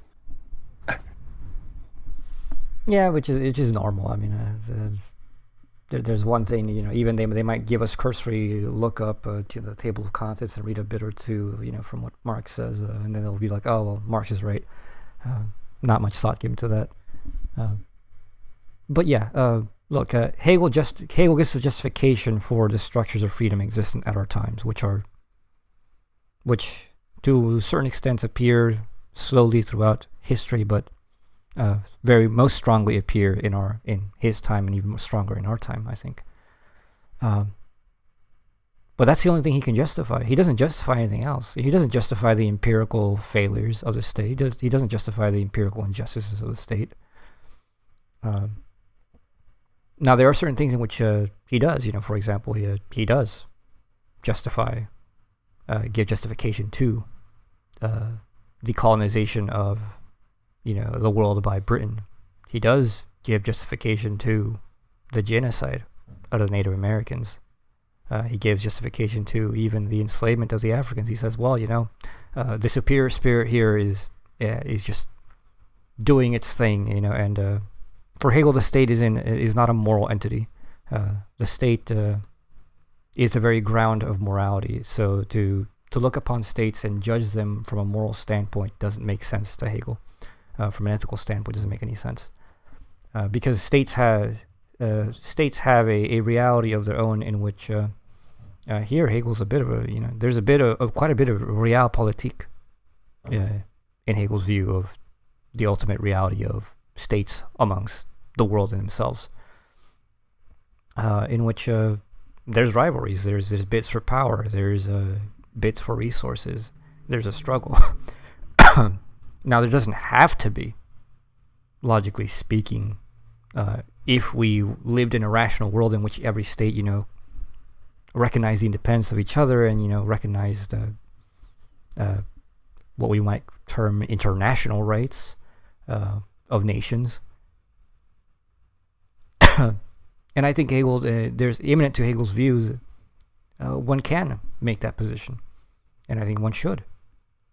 But the fact is that in a pre-global world, certain things arose at different levels which didn't have these limitations at all. And so Hegel's main interest is in, quote unquote, the progress of history. So insofar as anything creates progress, and sometimes this is highly destructive, Hegel calls history a slaughter bench. He doesn't think it's a nice thing. He doesn't really cheer it on. He's just saying that it's just what has happened. It has been the contingent necessity of what we have experienced. Now, I don't think he really has to give philosophical justification for that. He tries. I don't. From my vantage point, he's not justified in that. But there's also no sense. But there's also no sense in looking back at history and making these kinds of ethical moral judgments, because we also know that there wasn't really the systems which were operating were not moral systems to begin with. So capital has no care about morality. So the fact that a capitalist nation sent out capitalists to rape and pillage the world is just consequent to what the logic of capital does. The fact that, for example, the Europe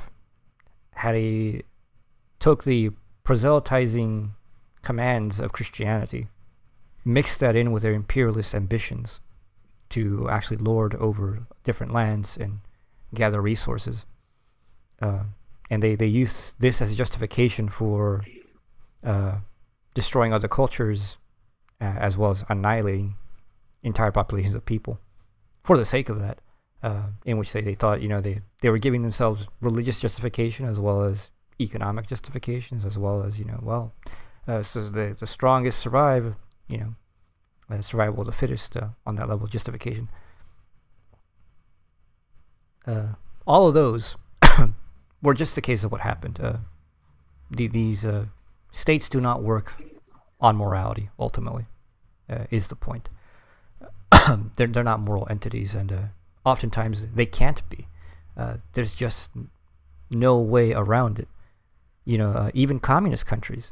The USSR was not a walk in the park. Cuba is not a walk in the park. Venezuela is not a walk in the park. There's many ways in which these states just have to do immoral things from the standpoint of individuals. They're meat grinders in many ways, and they can't help but they have to be. I mean, China right now is looking pretty great, but the price of China getting to where it is has been horrible. But what else could they do, realistically speaking? Really? We can take a standpoint of, the oppression of this and that and the workers' rights and whatnot. But what else could they do, realistically speaking? When you're a state surrounded by a whole other bunch of states who are expressly your enemies, what else can you do? You're going to have to do some very dirty things. And when you're surrounded by those who are threats. Just like the U.S. The U.S. isn't just some kind of evil, cartoon villain who just wants to like dominate the world for no reason. No, they understand very well the basis of their powers. They understand very well the necessity of projecting power, and that if you don't, others will move in and slowly start encroaching on you, whether you deserve it or not. Now, the U.S. deserves it. But nonetheless, this is what the U.S. is doing, given the kind of entity it is. Sorry, what? It's a good point. My overall point about that is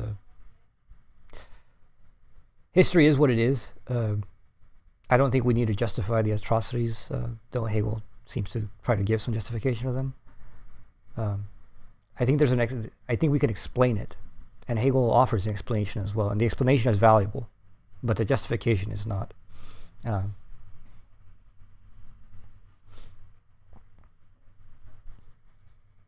Anyways, let's continue. Gives to us what Marx considered this true reflection of ideology. Ideology only arises where there are social conditions, such as those produced by private property, that are vulnerable to criticism and protest. The role of ideology in this society is to shield from you these social conditions so that you never realize that criticism and protest are valuable weapons in deconstructing the hold that private property has. I completely had forgotten my original point, but the whole point I brought up, the whole thing about the development of history and judgment of history, blah, blah. Hegel's theory of history is not a theory of ideology. And indeed, it's not meant to be. So I don't know why he's bringing this up. Probably Marx brings this up, but Marx is wrong if he thinks that. Because these are not just justifications out of nowhere. As a matter of fact, there is the claim that Hegel's method is an immanent critique is very true, in which, from where do you actually critique ideology? From ideology itself. If you've ever heard anything by Zizek always harps on, nobody's outside of ideology. It's impossible. But the only way out of ideology is through ideology itself. In fact, this is precisely what the whole point of capital is. The critique of capital is the self-critique of the categories in being themselves. Okay, if you have to exchange, then this is what happens. You have value, you have relative form, equivalent form, you have the commodity money form, you have the fiat money form.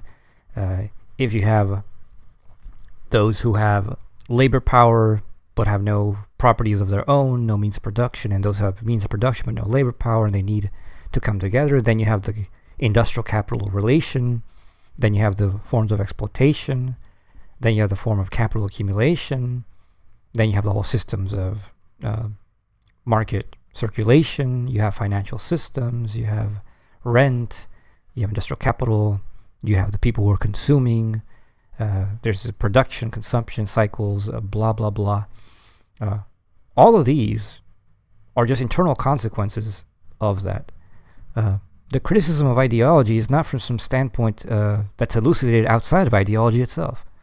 If we take it very seriously, if ideology is indeed to be granted as a conceptual structure that must be taken on its own account, we must take it absolutely. So, what would it mean to be in a fully inframed ideological reality? How would you get out of it? How would you ever recognize that ideology is ideology? Well, through the ideology itself. There would have to be some kind of incongruence within the ideology's claims and the reality of its procedures, of its consequences. And that's precisely how all of Hegelian logic works. There's that which is immediate, that which is professed and proclaimed, and that which actually happens, that which is actually the operative case. And that's how you can critique ideology from ideology, because you need it. You obviously, nobody begins from the truth simpliciter. Nobody just begins, comes out of nowhere. It's like, oh, now I found the truth. No, you begin in ignorance, you begin in falsehood, you begin in ideology. The way you get out of ideology is through ideology. So ideology isn't just this thing about society's control. Ideology is literally the mode of existence of a human being, cognitively speaking, in the sense of their representation of the world, or their comprehension of that world, when they do not have a concrete understanding of that world. So long as you don't have a concrete understanding, you are an ideology, because you don't understand the incongruence of the world. So anyway, Marx doesn't have a one-up here on Hegel. As a matter of fact, I think Hegel has the one-up on Marx in this regard. Marx himself is stuck in ideology, ultimately. Because Marx is not a concrete enough thinker, unfortunately. He's a brilliant thinker, very, very good. But he gets mired in the abstraction of economics and power dynamics and the class formalism of his theory. And he doesn't rise above that to see how things relate and come together at even higher levels that are more determinative than these are.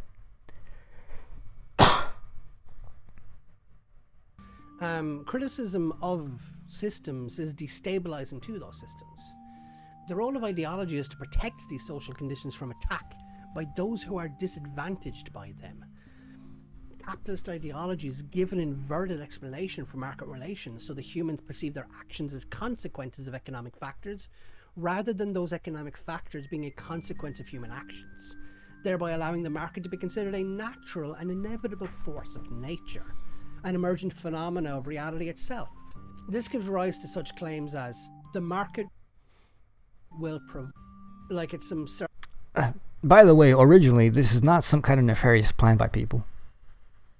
This happens again because of an incomplete grasp of the world.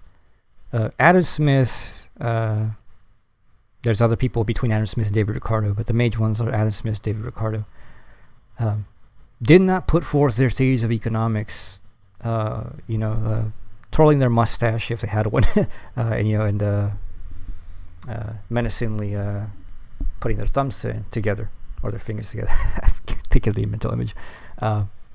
No, they really thought this was just how the things operated, because that was the immediacy from which they began.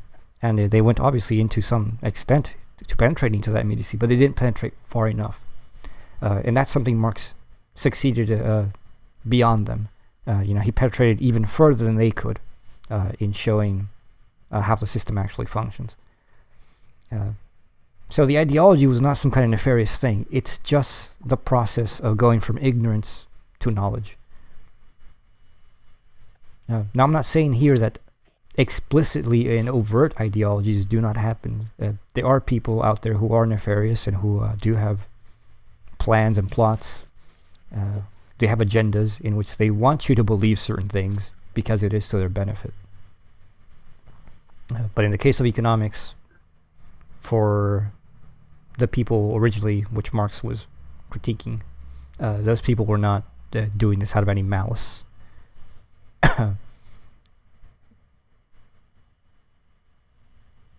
Circle of life bullshit where it's all like feeding into each other and it's just everyone's going to be happy and living together peacefully and harmoniously while we exploit certain chunks of the global economy so as to enrich a handful of people in the handful of richest countries in the world.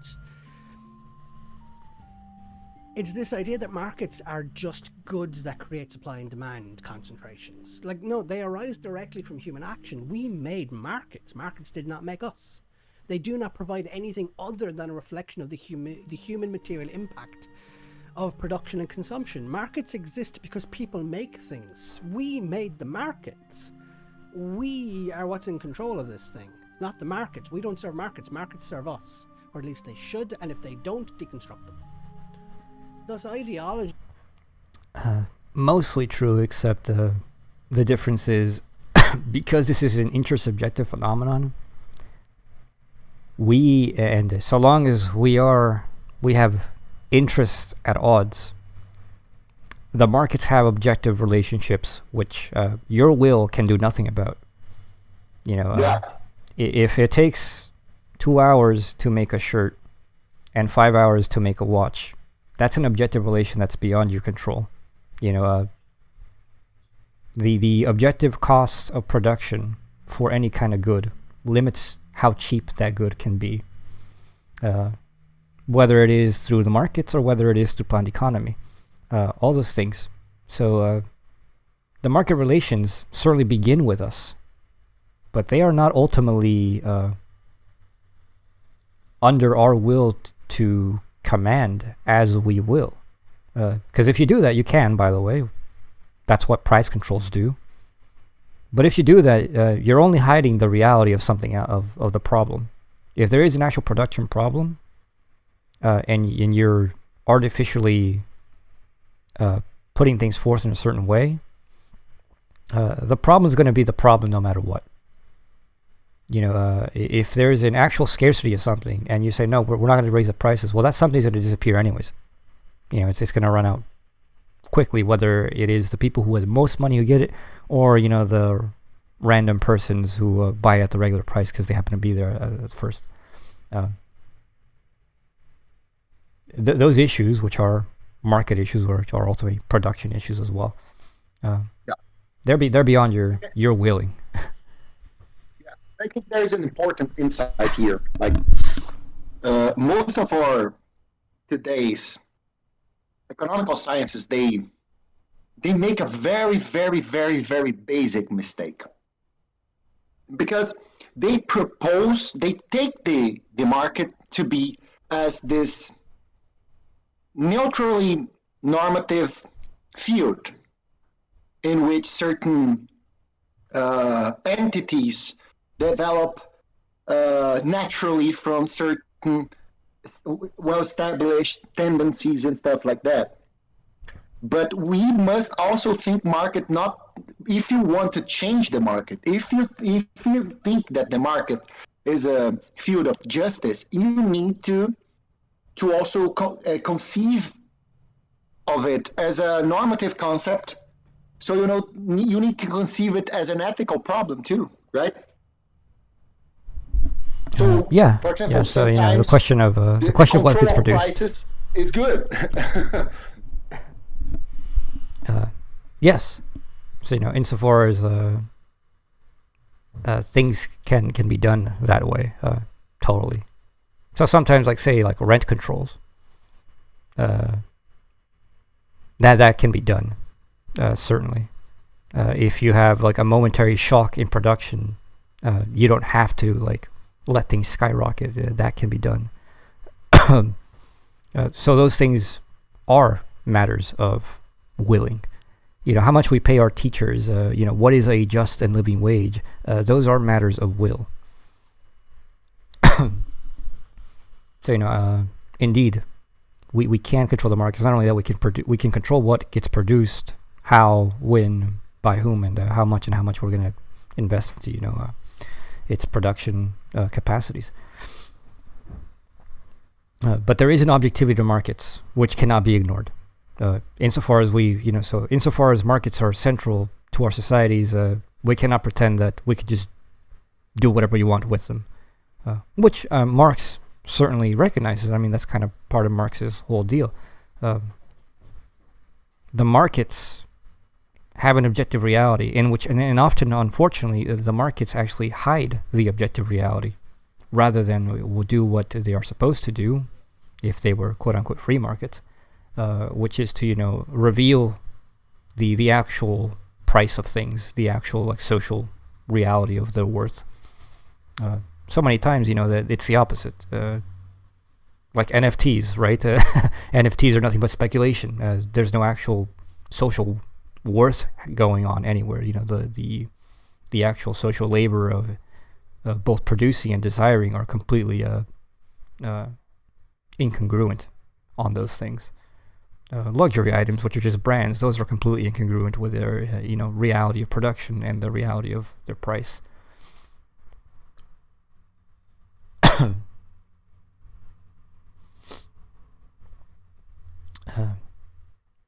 So yeah, I mean, this is actually a point for Marx, in which Marx says because of these issues, we should not rely on markets at all.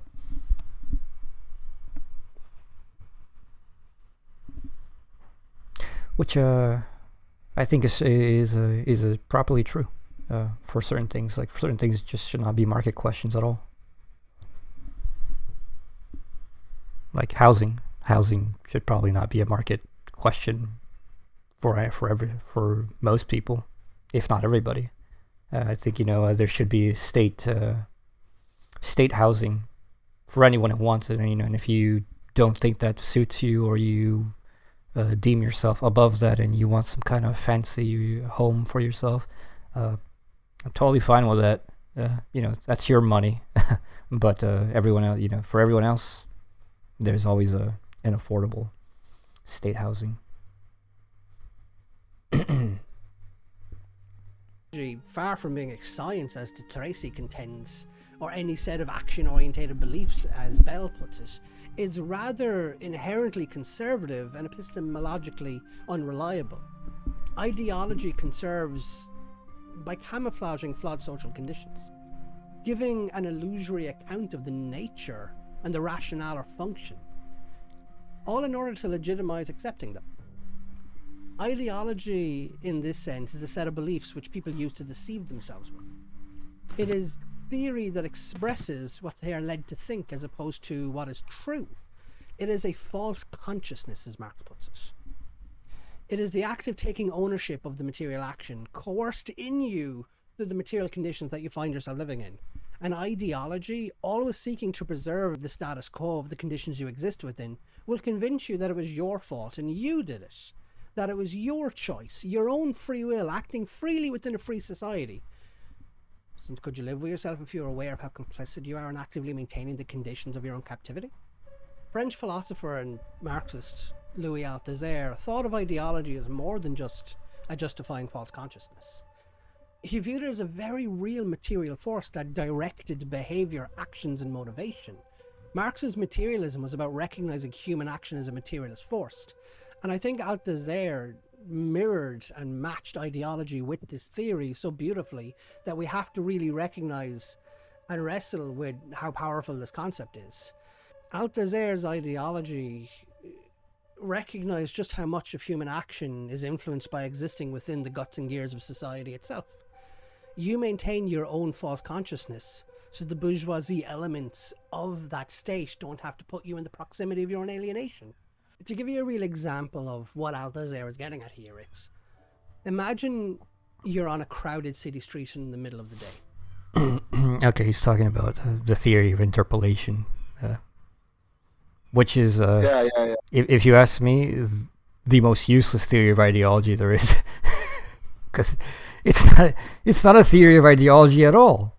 It's a theory of the constitution of the subject according to standard established ethical norms of categorical understanding. He's going to give the example. I'll cut it short. Of you walking down the street and somebody says, "Hey, you," and you turn around, and he's like, "Well, why'd you turn around?" Right? Well, because you live in a society in which you are primed to respond to such a thing. You don't know who the you is being specified, but you turn around because it might be you. So you already put yourself in that position that it might be you, whatever it may be, for whatever reason, whoever it is, calling out. They might mean you. So turn around, see if you recognize that person. It might be your friend, or it might be their friend's friend who doesn't quite know your name, but they're like, "Hey, you." If that counts as ideology, that completely weakens the Marxist position of a false consciousness. I think what they're trying to solve with that is they don't want to be as naively empiricists as they actually are.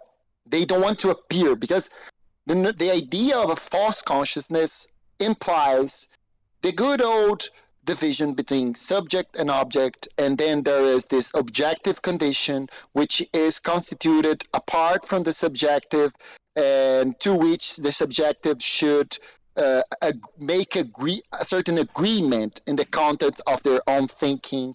So how would you go out of this relationship and actually ascertain that the content of what is being thought of a certain object is actually the content of that object in itself? And then you get in all those sophisticational paths to try to deny that this starting point is problematic in itself. That truth understood only in terms of a correspondence of a certain form, empty form that should conform it to a certain externally given content. This project itself, as a starting point, as a fixation, is damned to be plagued by a lot of dualisms and contradictions, right? So I think Marxists also, like, as they become more epistemological, sophisticated, they are always trying to run away from these crude empiricists' affirmation and these theories of a reflection, right? But they cannot, because that's what they meant. Like, the concept of ideology, in a sense, always has to do with truth. And truth as correspondence, right? Because Marx will not admit the self-determining character of thinking, so he must rely on a certain Objectivity. consciousness configuration, right? Something external which is given to thinking, and thinking must, in a way, conform to that. And then, how are you going to actually be certain that the content of what you are thinking is actually the content being thought, right? We know that story. Everybody who has passed through the pain of reading the phenomenology for a while or studying the logic knows that we went in a lot of contradiction, and we will need eventually to affirm the possibility of reason or thinking itself, giving itself its own contents and self-determining itself in the process, right? But Yeah. you cannot run away from this crude empiricism in Marxism, at least. Yeah. Yeah. At least like what Marx wants to say is Yeah. he does say this is just like, okay, well, there's the fact of what you are and there's the fact of what you think you are, and ideology is just when your thinking does not cohere with what you are. What Althusser is getting at is simply how that false thinking doesn't appear as a false thinking to somebody because it's just so constitutive of them being a social being in the society in which they are. Such that these are just the categories of thought. So you don't even think of questioning them. It's just the way that the world is structured to appear to you in your cognition already, given through education, given through G's. And this is not just simply a thing of education, by the way. Like, it's not like schools were doing this. Ideology of this kind was around long before schools. It's what happens when the cognition is stuck in its own immediacy. It doesn't understand the concrete reality of its whole. And if you're an empiricist, how could he ever write that book? Because he acquired the standpoint in which he saw the systematic unity. That's why he loves Hegel as the sling point of the validity of the theory. This is why this is why dialectics is such an important thing for Marxists. It's the only link to truth they have, because otherwise they just become crass empiricists and they can't say that they're talking about truth. They can only say they're talking about appearances, in which case everything is ideology. Nobody ever escapes it. Nobody can ever say, Yeah. I now know I'm not ideological because I now know the definite truth, because everything is just one more appearance. This is why they need Hegel, but they hate Hegel at the same time. They need him because it's the only link they have to saying and validating Talk about that truth, they're not right? yeah. Like, that's it. Like, when you say that something is ideological, you are always implying an out of ideology, right? We're always implying that the ideology is not everything, that ideology has a limit, and that you could, through the study of Marxist theory, to go out of the ideology, right? So ideology would be everything which is not Marxist theory itself. So that's kind of a basic way of doing philosophy, of thinking, right? Because you first accept the basic concepts of Marxism. And then you will go around and judge everything that is and is said to be or not in accordance with the basic concepts that you learned in Marxism. But you at the same time accepted those basic concepts on what? You accepted them, as you may say, because those concepts, they were descriptions of real material processes, right? But the problem is that you could only see those real material processes through the concepts that these real processes are supposed to validate, right?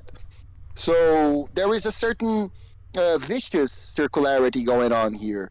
Take, for instance, the fact that Marx begins his Capital with commodity. But the thing is that commodity itself is not a immediate object. There are some previous developments that are implied in the category of commodity, which are not dealt with Marx. Take, for example, we cannot think commodity without property rights. And we cannot think property rights without thinking abstract will. And we cannot think abstract will without thinking mind in general. Subjective mind, subjective spirit. So the problem here is that Marxism is dogmatic in the sense that it will begin by abstracting some determinations from the representations which are given to the particular researcher. They will transform these determinations into proper concepts. I think Marx think concepts. He taught commodity. Okay, but at the same time, what happens is that people get fixed in that dogmatic beginning and start to think everything through those lenses without noticing that those concepts themselves are lacking deduction, are lacking proof. If you are a really philosopher, you need to prove stuff.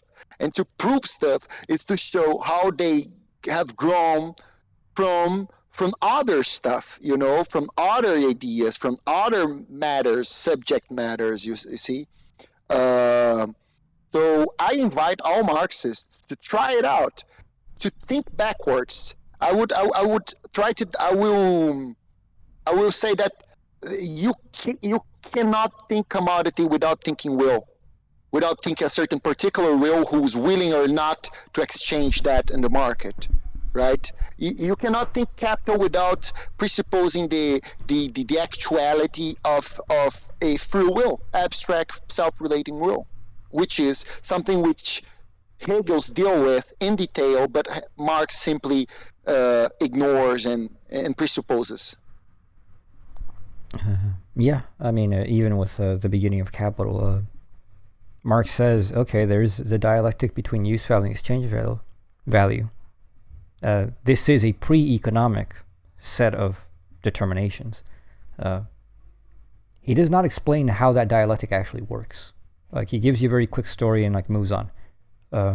If you actually think about it, why is that a contradictory? What the hell is contradictory about use value and exchange value? They're different values. You can tell that. There's nothing in the way that Marx explains it that shows that there is actually a necessity to call these contradictory at all. Now, these actually don't share much in the explanation of anything going forward. Every occasional time, Marx might bring up the use value and exchange value. Usually just value afterwards. But these are not necessarily contradictory, opposed things. So the very beginning of the dialectic is questionable at that point.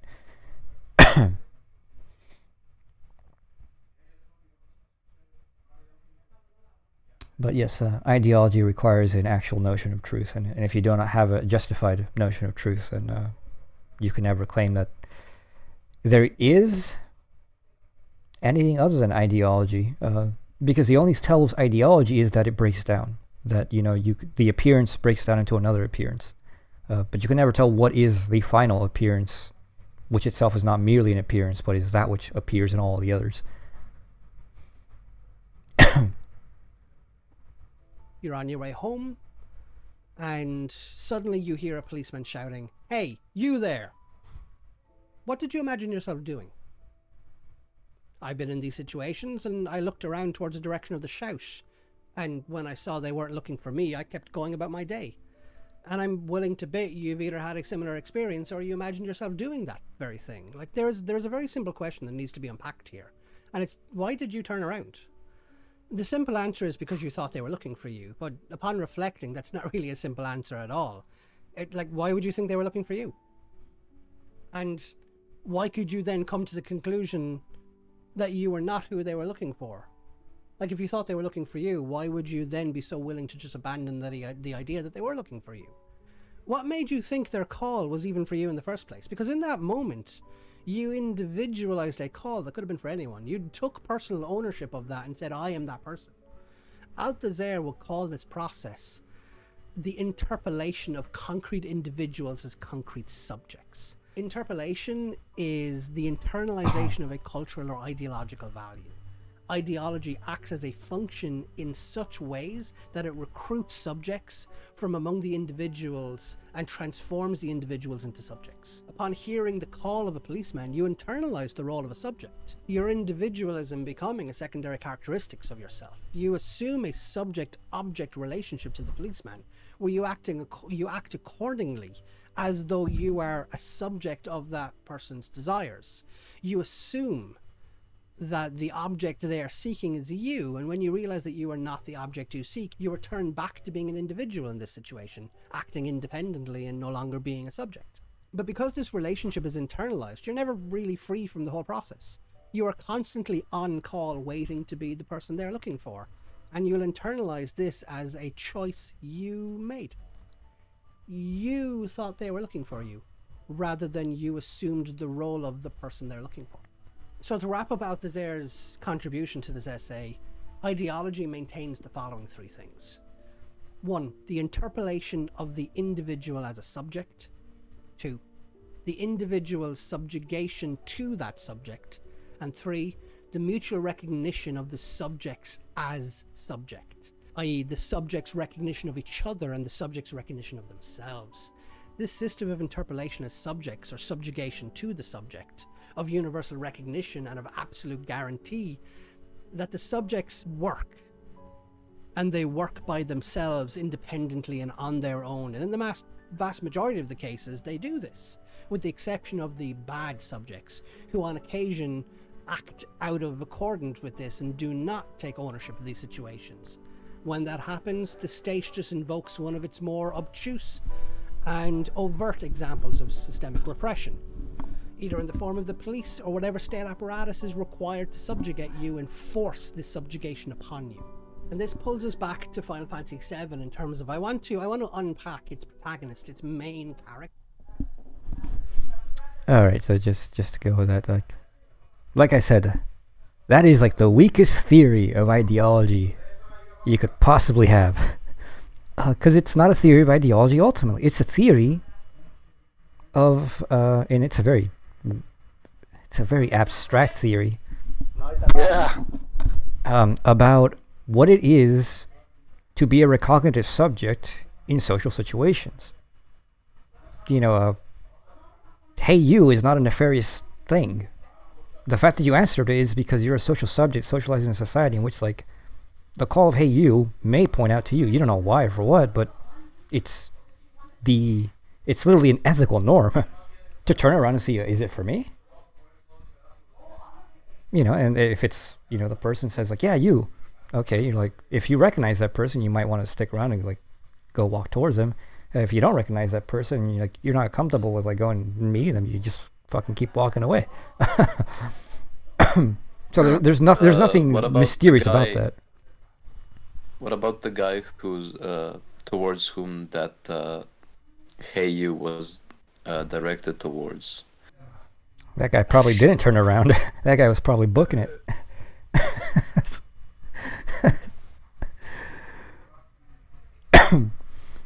But I think, like, okay, like to make it relevant his the economic ideology thing,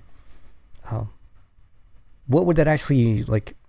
What would that actually mean? It'd be like that interpolation would be like, you know, you being a poor worker, and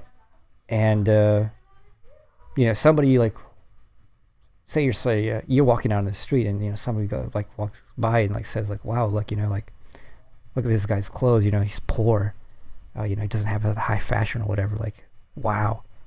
And what would it mean for that person to be interpolated? Well, probably the immediate thing that comes to mind is if you feel ashamed about that, you're interpolating into the system of, you know, meanings in your social world, in which poverty is something that you have internalized as your fault.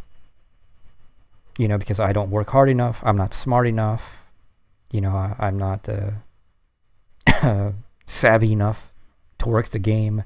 Therefore, you know, I'm poor working at McDonald's or working at a factory for minimum wage. You know, I don't have time to like take care of myself. Don't have time to like really, you know, go out and be hip and all those things. Don't have time to like look good. I don't have time to engage in the very knowledge of fashion, which would allow me to look good. All those things. So sure, like that interpolation happens, but it's not a thing unique to just like this false consciousness. It's unique to all. Well, it's a thing that applies to all consciousness of a social kind. So it's not a theory of ideology at all, really.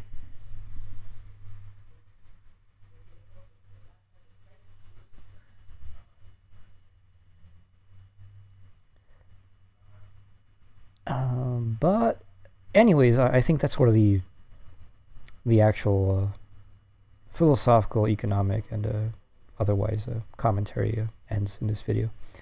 So that's all that we really have to comment on. Any final words? My final words is think being, pure being, without any further determination.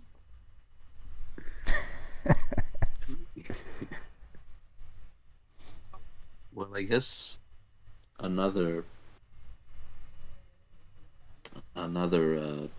example of interpolation is like where I guess it's all about internalizing objective processes as your own choice, right? So maybe the wish to work, to be a hard worker or something like that. Yeah, that would be an interpolation. Yeah. Like I know a couple people like that, in which they genuinely think, you know, like like here's a good example. I worked with somebody about 6 years ago at a book warehouse. She had been an airline stewardess, which is, you know, it's an okay job, pays pretty well for what it is, really good benefits. She quit that job when she got pregnant, even though there's a union to that.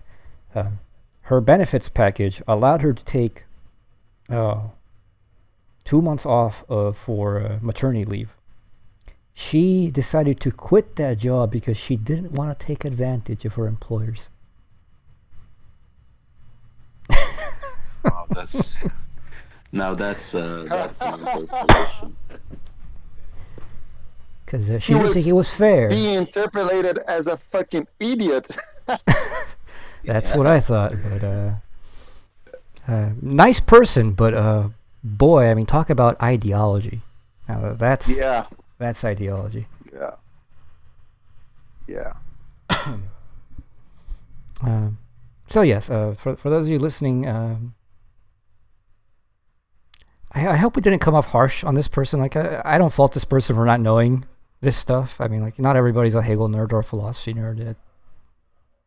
There's nothing wrong with that. I mainly wanted to make this video because, unfortunately, misinformation is misinformation. And when people put out misinformation in a way that they do it confidently, confidence sways a lot of ignorant people. So you say things confidently, they're like, oh well, must be so. He must know his shit. Unfortunately, in this case, people often don't know their shit on this. And I know that quite a bit of the tangents went very far from the original starting points, but we did come back to the originals anyways. So maybe probably like 30 minutes of this, if not more, maybe 40, maybe half of it was like tangents, which were like very, very tangential to the concrete point that we were originally referring to. Nonetheless, I think that the stuff that we talked about was something to learn from. Yeah, go ahead. I want to say something too. Like I had my critiques up to Marxism in this video, and I was like trying to convey Hegelianism in a more precise light against the descriptions of or over here. But like for all of you who are listening, I think the Marxist standpoint is far superior to libertarianism standpoint. It's far superior than a biologicist explanation standpoint. I think it's one of the highest standpoints you can get nowadays. But it is incomplete, and it needs to be more thought through. And I think that you will get to a point in which idealism, understood as the notion that all that there is intelligible, and it's found within, and its essentiality is found within reason itself.